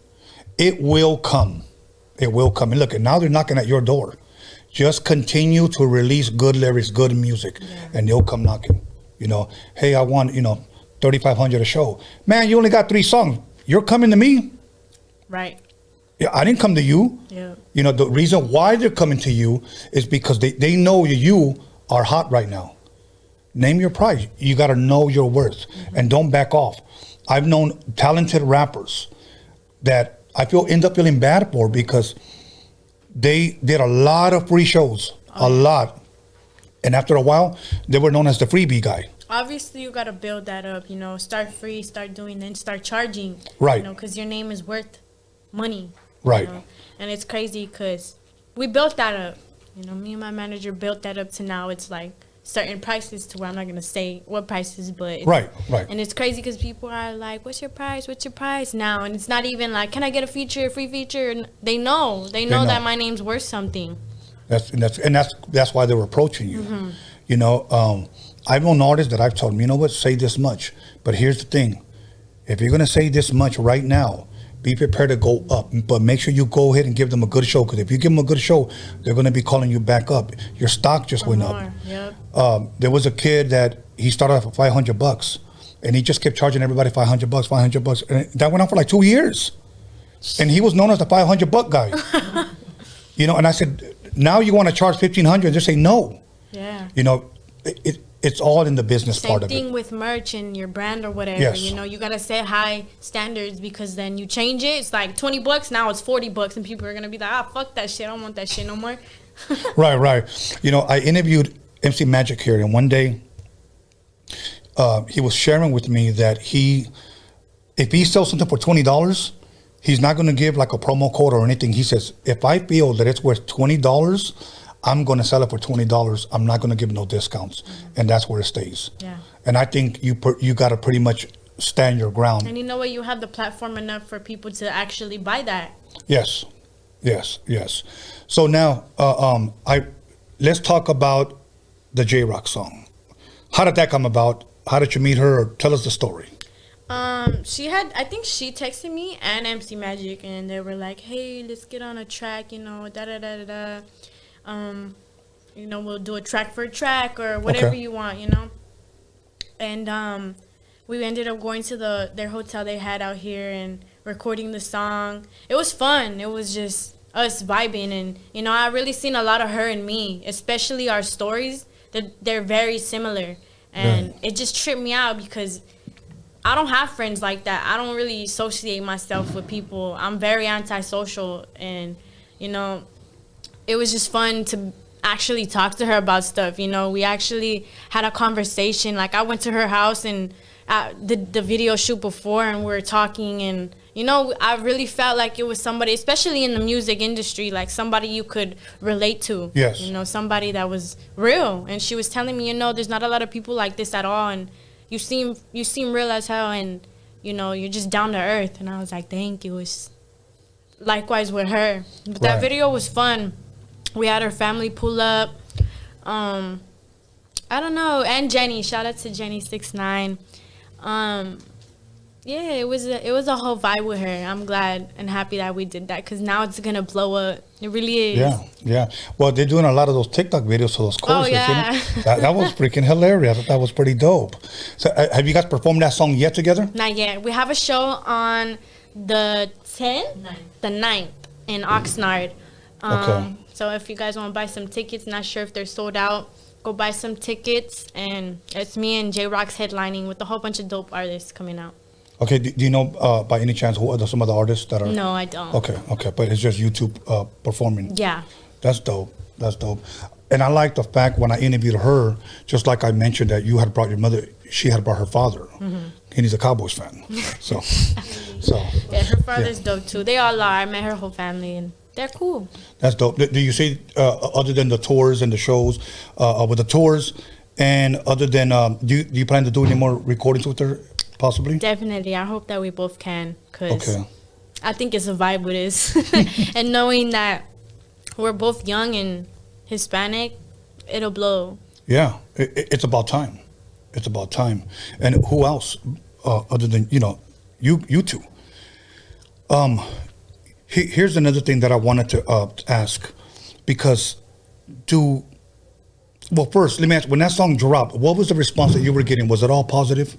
Yeah, it was pretty positive, and you know, like, it flowed very well. So people were telling me, you know, I love this song, and especially a lot of two Chicano females, you know, making videos, like, or businesses, because it's about us coming up now, and you know, we don't fuck with everybody that just hates. We wanna just show some love and and get it how it is. Yeah, you know, one thing I want to say, I've had people that live like in New York, Colorado, in the Bay Area, and I shot them the video, and they all came back and said this should blow.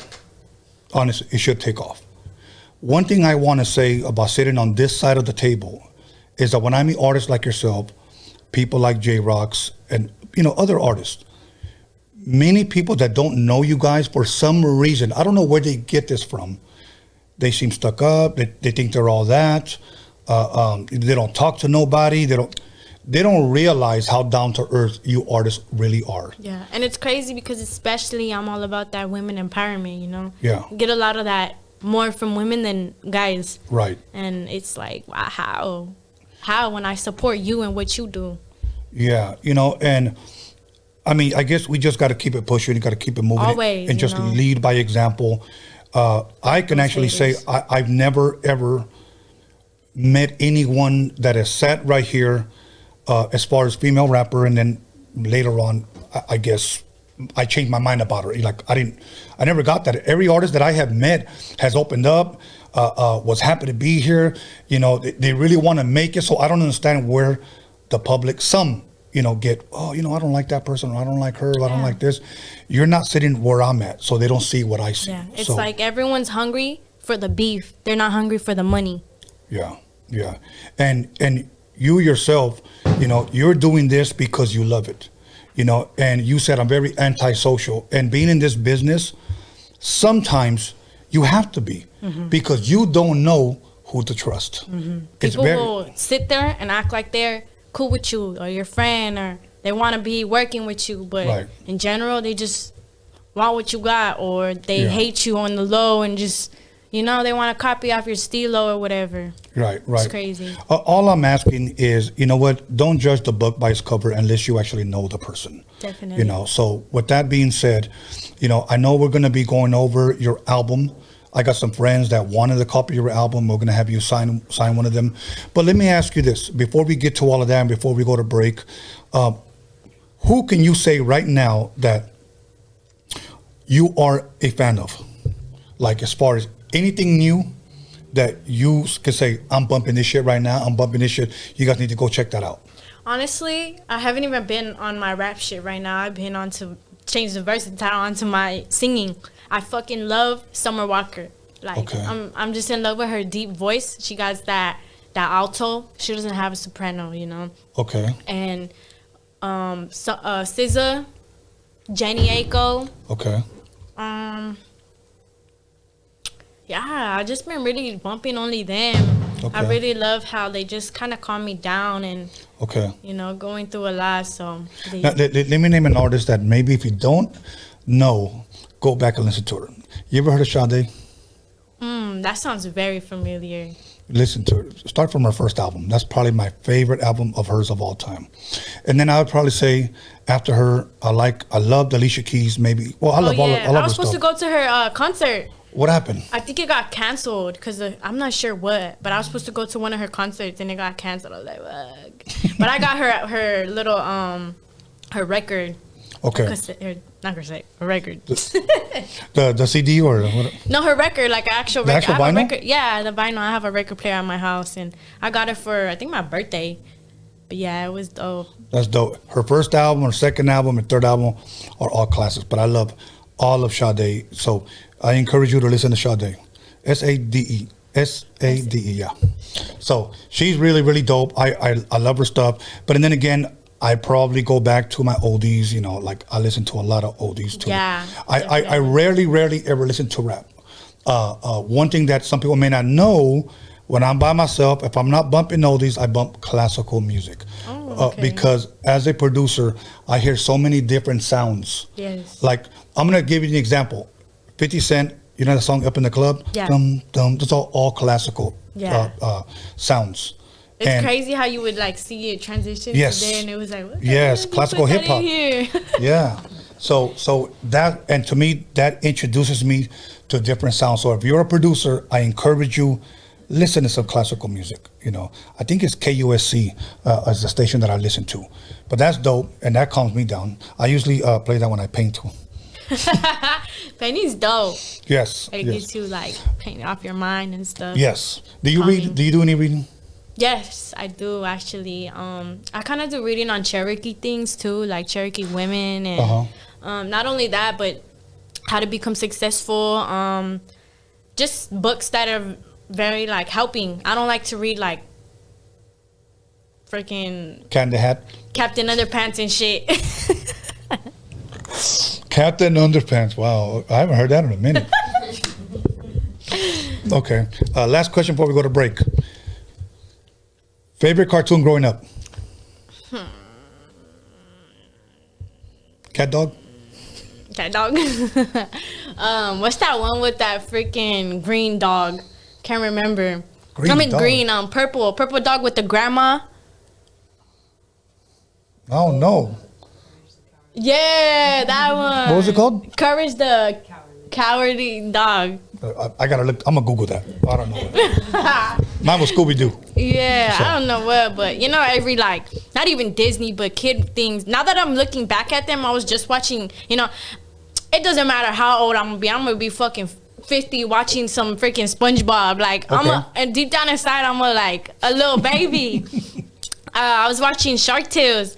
Fucking, they throw in some weird shit in there. The whale, you know how it's like a car wash? Right. He was like, how may I help you? What can I get you? He's like, you know, I'll get a deep wash and some lube. You know, it's mating season. What the? I was like, what the hell? How did I not catch that? Wow. They throw in a lot of crazy shit in there. You know what song was huge, and I think it still is huge? Baby Shark, doo-doo-doo, doo-doo-doo, doo-doo-doo, Baby Shark. Okay, everybody, about to take a break, 10 minutes. Once again, call somebody, text somebody, slap the shit out of somebody, let them know that Bella, the rapper, is in the motherfucking building. We'll be back 10 minutes. We'll be back.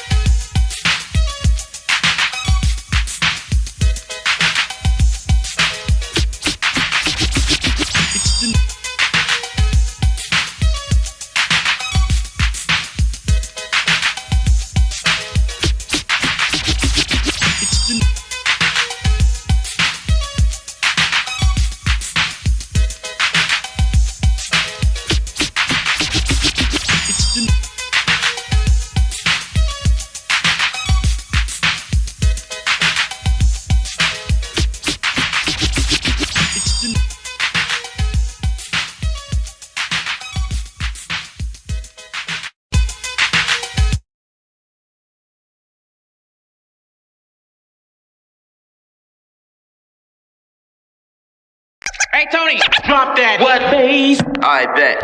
My name is the Croft, the CRAWFORD, the poet high C. Tony A, the wizard, just as cool as a blizzard. Picking out his tongue, stabbing pussy like a lizard. Ooh, so sorry, homie, I didn't mean to say that. Steve is in the house. Come on, won't you play that funky dope beat? You know you gotta throw me some smelly ass Croft coming straight from the Roadium. You are now about to witness Tony A. Get funky. Tell them where you from. You don't think I'm living, well fuck you. On Saturday night in LA.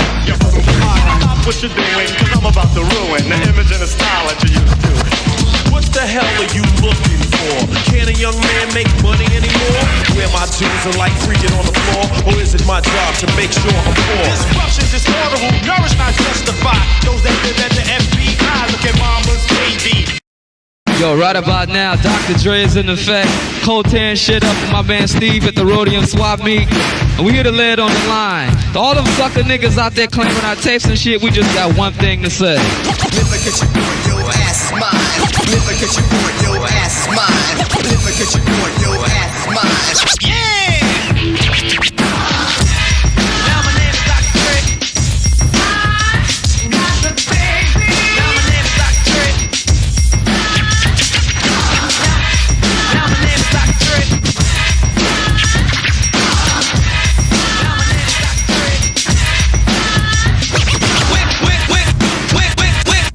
Went to a party in West LA. Wanna learn a new dance, that's what you say. Well, here's a new dance that can't be matched. So just dance to the flow, do the cat.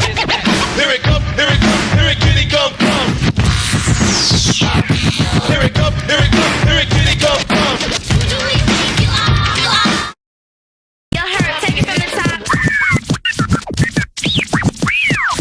Get that shit, new chump. Power move one.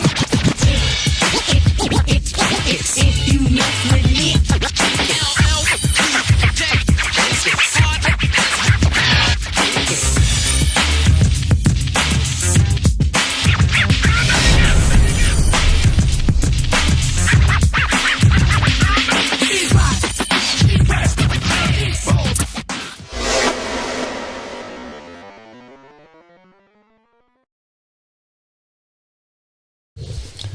And welcome back, everybody, to Roadium Radio episode 173. And we want to thank everybody for tuning in, everybody on the live chat, everybody who's liking and disliking, everybody that's complimenting or talking shit. It doesn't matter, you're watching. So thank you for wasting your time talking crap on our show. So. You know what? It's funny, but yeah, man, you know what? We wouldn't be here if it wasn't for you guys. Thank you for everybody that's subscribing. You know, I'm thankful that, you know, I average probably maybe about 100 subscribers like every other day. And I thank you guys for tuning in. We're only here because of you guys. So I want to thank you guys. I would probably be inside watching Cat Dog if I wasn't here because of you guys. So once again, 3D energy drink. I drink these at least once a day. Well, when I work out. You can get them at Target now, GNC, and at 7-Eleven. And Sunday we won't be here, but I will be here this Friday for Freaky Tales, okay? But Sunday I won't be here because I'm gonna be popping some fireworks, okay? I'm gonna be making it pop. And then Wednesday I'll be back with Mr. D at his video premiere. We're gonna start at 6 to 8, and then at 9 o'clock we're gonna show the video. We're gonna start a countdown at 8:30. So make sure you guys tune in, all right? Other than that, we're back with Bella the Rapper. Come on down. The price is right. Yeah, there you go. So, okay, we took a little break. We got your CD, and we're going to open it, okay, because I need you to sign. Oh, yeah. Shout out to, what's her name, Angie? Angela. Yes. Or let alone, shout out to everybody that bought this CD right here. Yes. And this one's for my boy, Johnny. He hit me up during the break, and he told me, please. I know you didn't say all that, Johnny, but he said, yeah. Making them see me. He was like, please, Tony. Bacon, I said, I got you, homie. So, but they want your CD. And I know Angela's husband went on a hunt looking for you guys at a pop-up somewhere, and there was no more CDs sold out. So I'm sorry for that, boo. Come to my tour I got coming up with MC Magic, Lil Rock, Baby Bash, and J-Rocks. Yeah. How do you feel about it? You excited? I'm excited, honestly. It's my first tour, like my first tour, and Right. it's with them. You know, Yes. my dad's side of the family just grew up listening to that, and it's crazy how just boom, everyone's like, ah. And those are going to be some nice sized crowds. Yeah, Nice sized my crowd. first big ass size crowd. Hell yeah, and get used to it. Yeah, So, definitely. so now, before you sign them, I want to go over some of these songs, and then eventually we'll talk about what you got lined up, your EP, album, singles, videos, etc. Okay, number one song, well, From the Mud. Talk to us about From the Mud. So this is all from my last EP I dropped. You guys can get me on that YouTube. From the Mud, it was just same kind of concept of trust issues. It was basically like things that I've been through as I was like little tiny stories, like black shoes, black shirt with a black strap, blah blah blah. Was like me kind of just mobbing around, you know, like I don't want to put too much out there, just mobbing around and, you know, being stupid with homies. And also just like it used to be me and my ex homegirl and all this shit, just being stupid dumb kids in the middle of the night, like 3 o'clock in the morning and shit, you know, walking around thinking that we, you know, run these streets and shit. Looking back at that, what do you think? Like, honestly, everyone goes through that shit. Everyone has a little story, you know. It's same old, same old. Yeah, okay. From the Mud. But yeah, that video was pretty dope. We came out with a video. You guys could look it up. Shout out to Guap City Productions for producing it and, you know, giving me a little vision other than what we kind of had the storyline. The storyline wasn't actually true. Obviously, you know, little videos, you got to put an extra. But basically, my homegirl, you know, I had just turned her back on some dumb shit that was irrelevant, you feel me? And we ended up getting down over it, which was stupid, but, you know, decisions of trust issues because people get mad that you block them out now that you see the real. So I have to say, yeah, like you said, we all go through that. It's very, very true. That's why I tend to keep my circle small. Yeah. You know, one thing that Prince, right here, this guy right here, said one time in an interview. Bubble. He said that he's not a bubblehead. Yeah.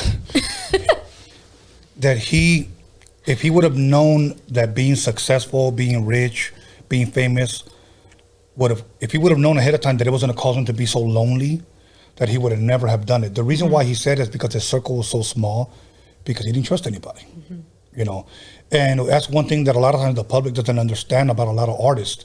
We just can't trust or open up to anybody. Yep. You can't.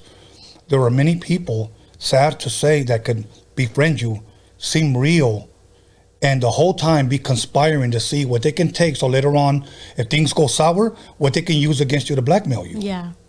It just happens that way. Ever since that, I just stopped even inviting people to my house and even looking for real people anymore, you know?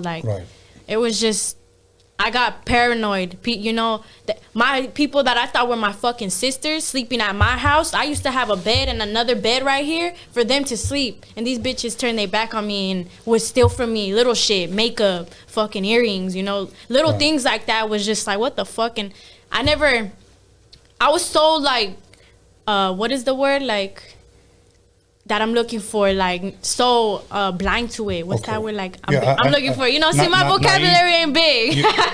You were naive to it? Yes, I was so naive to it that I was just getting fucked up and chilling with them because I thought they had my back, you know? And reality was just using me for what they could get. Right. Well, you know what? If we want to look at the good side of that, you learned. Yeah, I always look at that. I made myself to who I am today. You know, shout out to every female out there that pushed themselves to be something that, honestly, not that you weren't, but something that you didn't know you could become. Because it took a while for me to get like this who I was. I didn't have, you know, like, I always had my mom, but I never told her what I was going through. I never told her much of my stories until a whole year later. Right. And, you know, I was already, like, balanced with my emotions of it. And now it's like, I'm very thankful and happy for the person I made myself to be today, because the people that see me now and are like, I love you and da-da-da-da-da, yeah, I love me too, because I made that shit. I made myself this person. Yeah. And also what helped shape you in a sense was the the lessons that you learn along the way. Yes. So, okay. Thank you for sharing that. Then you have pull-up. Hello. Now, we're not talking about pull-ups, you know. What are we talking about right there? You know, there's a lot of not even just rapper bitches out here. It's females, and you know, obviously, you know, I get down with niggas too, but but I don't condone that. Right.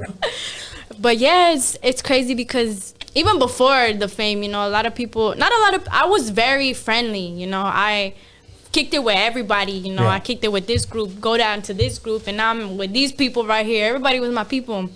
You know, shit started going on, and people started seeing I was weak, and, you know, bitches started hating on me, trying to think like, oh, she only got herself, she's not gonna handle. Like, at the end of the day, no matter through my roughest times, I'm always at my best in front of everybody. All these bitches that are hating at me, you know? Right. And no matter how small, how big, how whatever these bitches are, it's like, you can't fucking put fear in me, you know?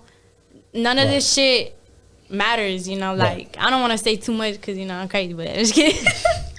It's all good, you know. You're just expressing how you feel. And sometimes a lot of people don't realize that artists like yourself, you get fed up. Yeah. You get fed up. I mean, there has been times where I feel that I've said things that not that I didn't mean, but I just should not have said. You know, not that it came back to hurt me, but I'm just like, you know what? I don't want to give those people any shine. Especially being an artist, and what you do is like, you know, they think that they could have that, but it's not worth your time. And if you think like you're gonna be fighting everybody that you come across, no, you're not. Let it go. You gotta learn to be the bigger person, and just they are relevant. They're not worth any freaking second of my time. You know, when I was in my early 20s and we started to do shows, my mentality was all about my neighborhood. You know, this is my neighborhood. Believe it or not, there were times that I'd even say I died for my neighborhood. I died for my homies and stuff like that. Then I took a flight to Philadelphia, and then from there we went to Wisconsin. Then we went to Detroit. Then we went to New York. And we went everywhere, and I realized that I was the only one dressing in some Ben Davis, wearing, you know, blue sweater, you know, LA hat, some blue Cortez, and I was just meeting normal people, and they were like, hello, how you doing? And I was like, what's up, fool? And I realized that I couldn't talk to everyone the way I did in my neighborhood, so I learned that the world is much bigger than just my little city. Yes, I always told people that would ask me about my music or whatever, them giving them advice, or, you know, it's like, because I used to only try to impress what's going on here, but if you open your eyes, there's other cities that are like, out of this little city that you have, there's other cities that are gonna way over that and love you even more. And that's what I experienced. You know, it was only when I came home that I kind of felt a little bit of the hate, and then I was like, wait a minute, I go to Philly, I go to Wisconsin, I go to Louisiana, and they all got mad love. I go up north, they got mad love. Then I come home and it's the hate, and I'm like, okay, it makes sense. It's only here. So that small percentage of that is very, very small. Right. They're like moscas. Just flick them off. Oh yeah, definitely. So. It's crazy because I always get hate from everywhere else, especially fucking grown ass women. You know, I'm a fucking age of your damn daughter, but it's like, what the fuck? Like, in my city, I barely get that much hate. See, and to me, that's crazy. I don't get it, but maybe that's just a personal issue with the you just gotta keep pushing, honestly. Fuck the hate. Keep pushing. And keep it pushing. Keep winning. Then you have don't tell. Don't tell. Well, tell us about don't tell. You know, it was just some regular... I honestly was feeling a vibe of like, you know, we're saying that new shit, but I wasn't too much talking about shaking my ass and, you know, blah, blah, blah, what, you know, things that people could say. I was talking about real shit of how would other people feel too, you know what I mean? Like, including like men or, you know, boys, they love that shit. They were like, yo, this shit goes hard, you know, you're pretty as fuck, blah, blah, blah, just showing love, you know? Something that I had to kind of put out there other than old. At the time, I felt like I was doing too much old school shit. That's why I came out with this diversity. You know, I kept it like, nah, I don't have to only do old funk or old school or whatever. It's like I could also be onto this new shit. This new shit is light work. You know what I mean? Hey, if you believe that's what it is, then do it. Like you rhyme cat with hat. There you go. Exactly. You can rhyme ding with dong. But no, but you know what? somebody that believes in himself, somebody that knows that they're talented, somebody that knows the words can say that. You know, so it isn't like you're being cocky or talking shit. You're just being honest. Yeah, I could never be cocky. Honestly, I would love to just sit here and listen to somebody rant about something about themselves and, you know, listen, flow through me. You feel me? I'm not on no cocky shit where I have to be all about myself. Yeah, yeah. Okay, so don't tell. And then you got motivate. Speak on motivate. Honestly, I did this for everybody to stay motivated no matter what. You know, there's all this food on the table that we could all eat. It's not only just for yourself. Everyone's so eager and in a rush to be in competition, and it's like we're all at a race, right? But it's like this race is you could have many awards all in first place if you're something that continues to be more than you think you can, or you know what I mean? Yeah. Motivate you and those people around you, because if you have a circle and you're just fucking winning without that circle, what the fuck are you doing? Like, who are you feeding? You know, you're Right. leaving everyone out of the movement you're in. Right.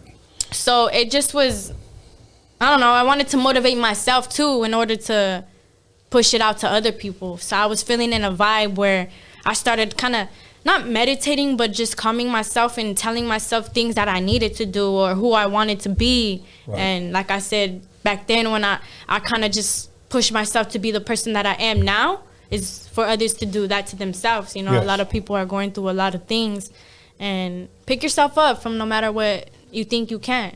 Right. I'm going to share with you two short stories. In the mid 96, 97, I was working with a certain Latino artist. He had a huge song, and I was producing music for him. And he got drunk one day and he showed me his true colors. He said, with the stuff we're doing right now, he said, we're going to blow up.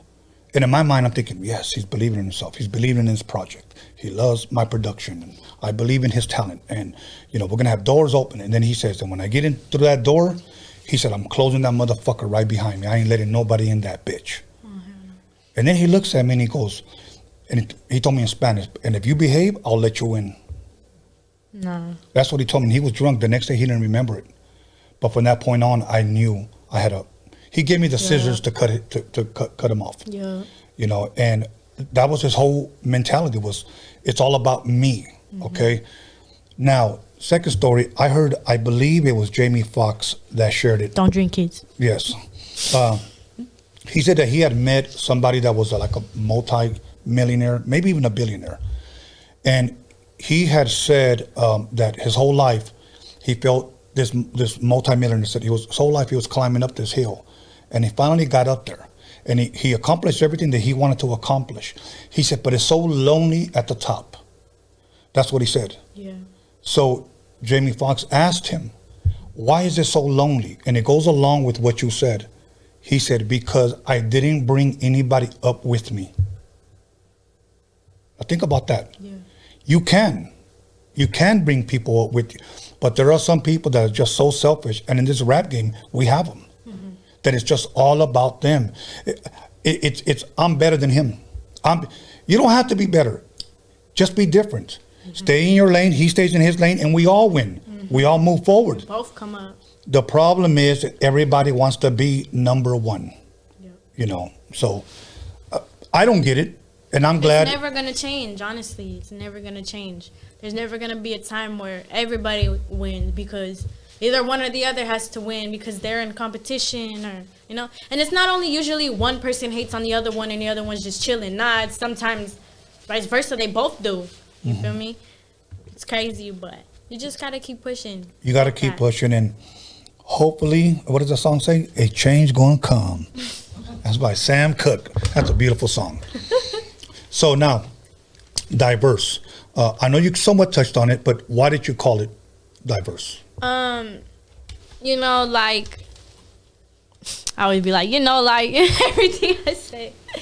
I said diverse because it's not only I could rap, I also am self-taught with guitar, you know, piano, drums. I always did something when I was younger. I may not know little fucking songs that are just like, da-da-da-da, nah, but I still am learning and I'm teaching myself little by little, because I want to be able to get my hands on anything I could touch. Like back then when the beginning of the episode, I was talking about her. Right. She came out with fucking drums coming down from the fucking sky, like, you know how it hangs on her, whatever. Right. Da da da da, playing the drums. She starts singing, you know, does a little show performance, starts dancing, and boom, grabs her guitar and it does starts going off solo to herself, and it's like the vibe that it gave me, you know. Yeah. And especially as a American woman, it was like, that's crazy, you know. And at the same time, it shouldn't stop people from like saying, well, I'm sure there's artists that, man, I can't keep up with that, or I can't outdo that. Here's the thing, you don't have to. That should encourage you, if anything, just to step up your game. Fuck yeah. You know? That's and I think, exactly what I see. I'm like, oh shit, she on this? I gotta get like a little bit up higher, you know? You keep doing you, Ma, but I gotta also be like that too, you know? You're motivating me. Yes. Now, I see your CD cover, you're rolling up with some diamonds, some glitters on. Yeah, I low-key got it off an idea, but it was kind of just like roll that shit away, you know? Like, Okay. Just smoke your vibe out. Okay. Now, I want you to sign that one when you get a chance. Yeah. For Angela, and this one for my boy Johnny. My boy Johnny's from my neighborhood. Well, we're from the same neighborhood, so, and he's the one that hit me up. So much love, much respect, Johnny. Now, yeah, shout out to you guys. What was when this album dropped? What was the response that you were getting from it? A lot of people liked it, especially because it was my first EP and a whole bunch of songs. I only dropped singles, right. And when I dropped this, people were like, "Oh yeah, finally!" You know, I kept promoting it for a cool minute, and I worked with my boy, Vega. Okay. And yeah, it was fun. I was supposed to work the whole thing, but I honestly just turned a different route. I'll be fucking, even my manager, she's like, what the fuck? Like, I'm sorry. I thought she told me she was going to do this, but now she has a different idea. Like, somebody just popped in her fucking head and she woke up, you know? Right. And, you know, now with my new EP, I'm singing, doing a little bit of R&B, rapping. I kind of made a beat with my guitar, you know, just coming out with new things that I can. Now singing, talk a little bit about that. What inspired, what encouraged you to do that now that maybe you didn't do it prior, before? My pops, honestly, he's always encouraged me when, like, I didn't even want to, or, you know, he just put me onto music, and him singing. You know, he wasn't the best at singing, but he would play the drums or the congas, and I'd just be singing, play his music in the car, and I'd be singing with him. That's dope. And I kind of just lost that touch of anything, music, and even I used to play softball or any sport I used to play. I just was like lost touch of it and started, you know, falling into stupid shit. And that's when I got into this music. And to me, writing, instead of singing, I wasn't comfortable anymore with my singing because I gave up on it. I used to go to like little trainings and stuff. And I just kind of felt like I wasn't confident with myself. I was more confident in rapping. I was thinking to myself, like, well, when I'm on the stage, how am I going to feel? I feel more piped up rapping, and, like, I don't know. I just felt better and confident with rapping instead of singing. It was something not to come out yet, but I knew, damn, everyone's going to think I'm different. Everyone's going to think, like, damn, what the fuck she sings now? Like, she does this. That's exactly why I said I could get my hands on anything I could touch. Right. Okay.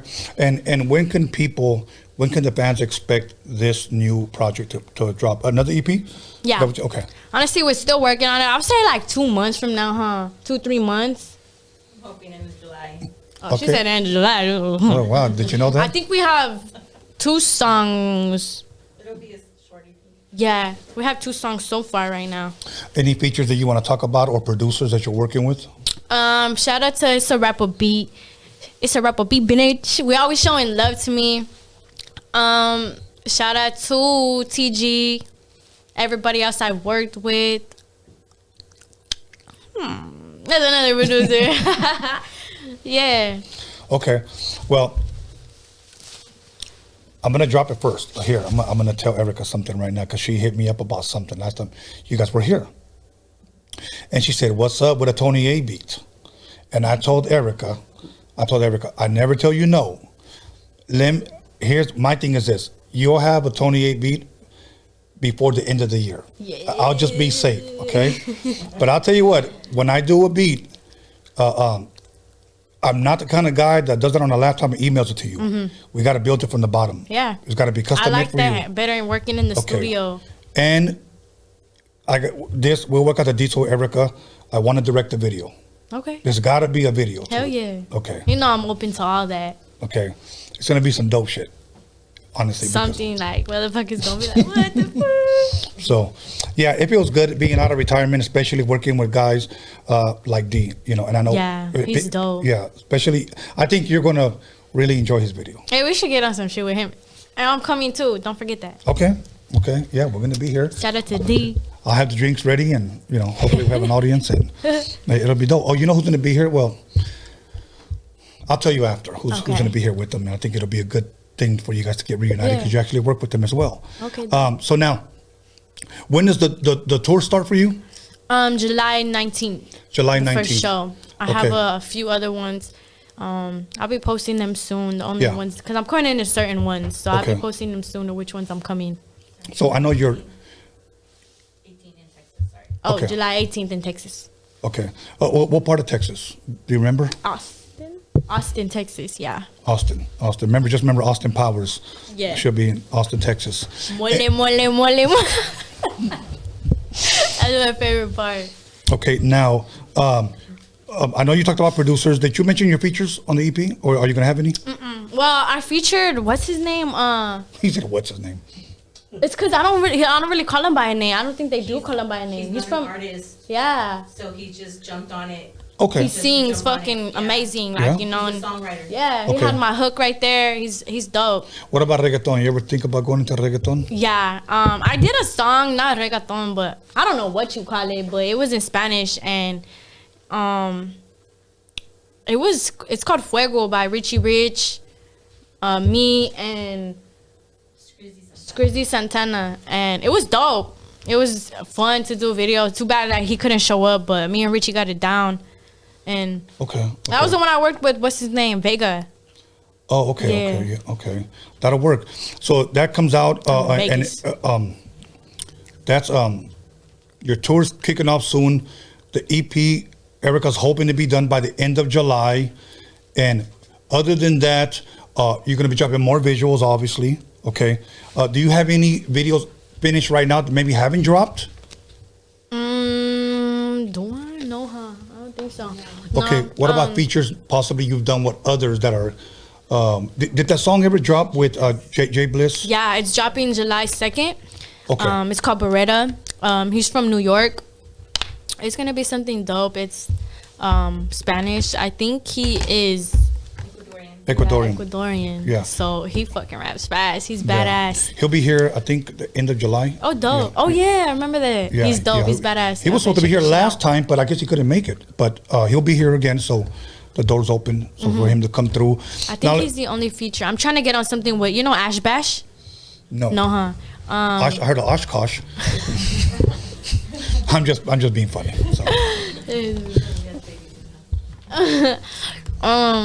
Fuck, I don't think I have any other features.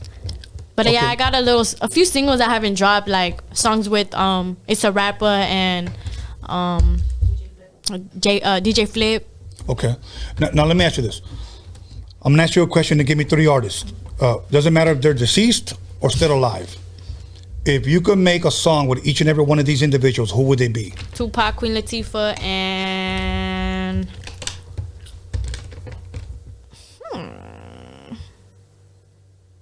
Tupac, Queen Latifah. That's dope.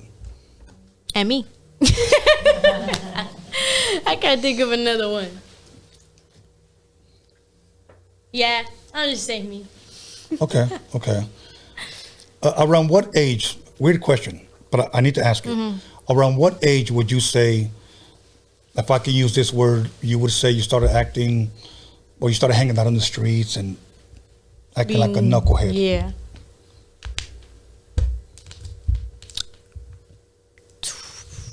When I was like 12, 13. Okay. Let's say 12 or 13. Yeah, just If hanging you can around go and shit. back and speak to yourself, what would you tell yourself? That's a good question. Honestly, never give up. you know, never give up and never let yourself down. Because that's a lot of shit that I did. I gave up on a lot of shit that I shouldn't have. That I still wish I could go back on.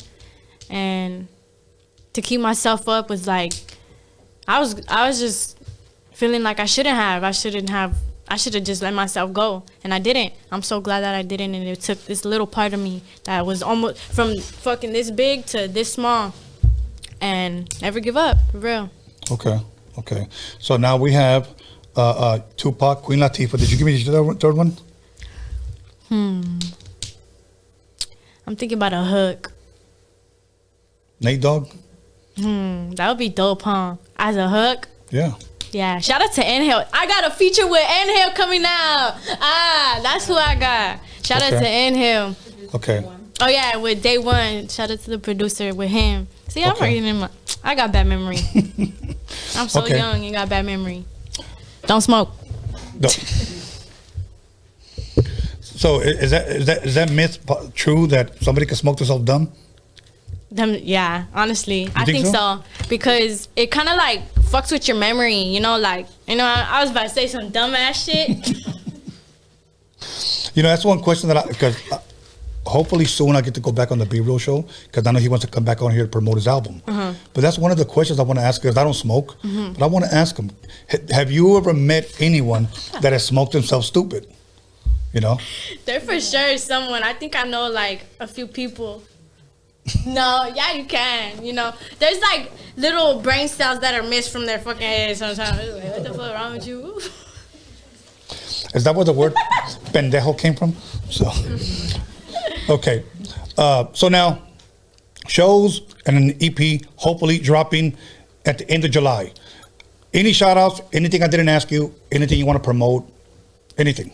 Shout out to XB Valentine for coming out here, and you know we're about to make a song soon, so you guys better check that shit out. You know we're gonna have heat, and Smooth, and my manager, my family, and all my supporters. And shout out to Tony for always showing love and never saying no.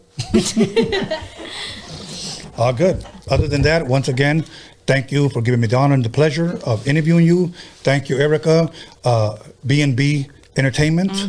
Brandon Black Entertainment. Valentine, thank you for coming through. Smooth, thank you for being so smooth. Okay. Other than that, thank everybody that has come and chilled with us. Let me give a shout out to my boy Alex Cervantes Enterprise. If you got a hoopty that needs fixing, make sure you guys hit him up. Okay, he'll fix it. My son B Scanlon for helping me promote this. Shout out to the photographers that came through. The photographers. And Anthony, the hip hop Jedi. Thank you. And once again, Erica, for bringing me a bottle. And which I'm going to start drinking right now. So Don't look at me, I drink. Other than that, we will not be here Sunday. I'll be lighting sparklers. Okay? But next Wednesday, I'll be here with Mr. D, Roadium Radio premiere of his video. So see you guys then. But Freaky Tales on Friday. Make sure you guys follow XB Valentine on Instagram and subscribe to her YouTube channel. Make sure you guys follow. If you guys aren't following her already, if you unfollowed her, don't follow her back. But make sure you guys subscribe to her YouTube. Okay? Hey, tell her with the stuff with your fat ass. What did you say? No, I'm not going to say that. I mean, with a dick with across your fat ass. Oh, yeah. Make sure you guys follow my new page, Roadium Radio. That's my Instagram page. Make sure you guys follow. And what's that? The link is in the description. And we're out of here because I'm about to start drinking. Do-do,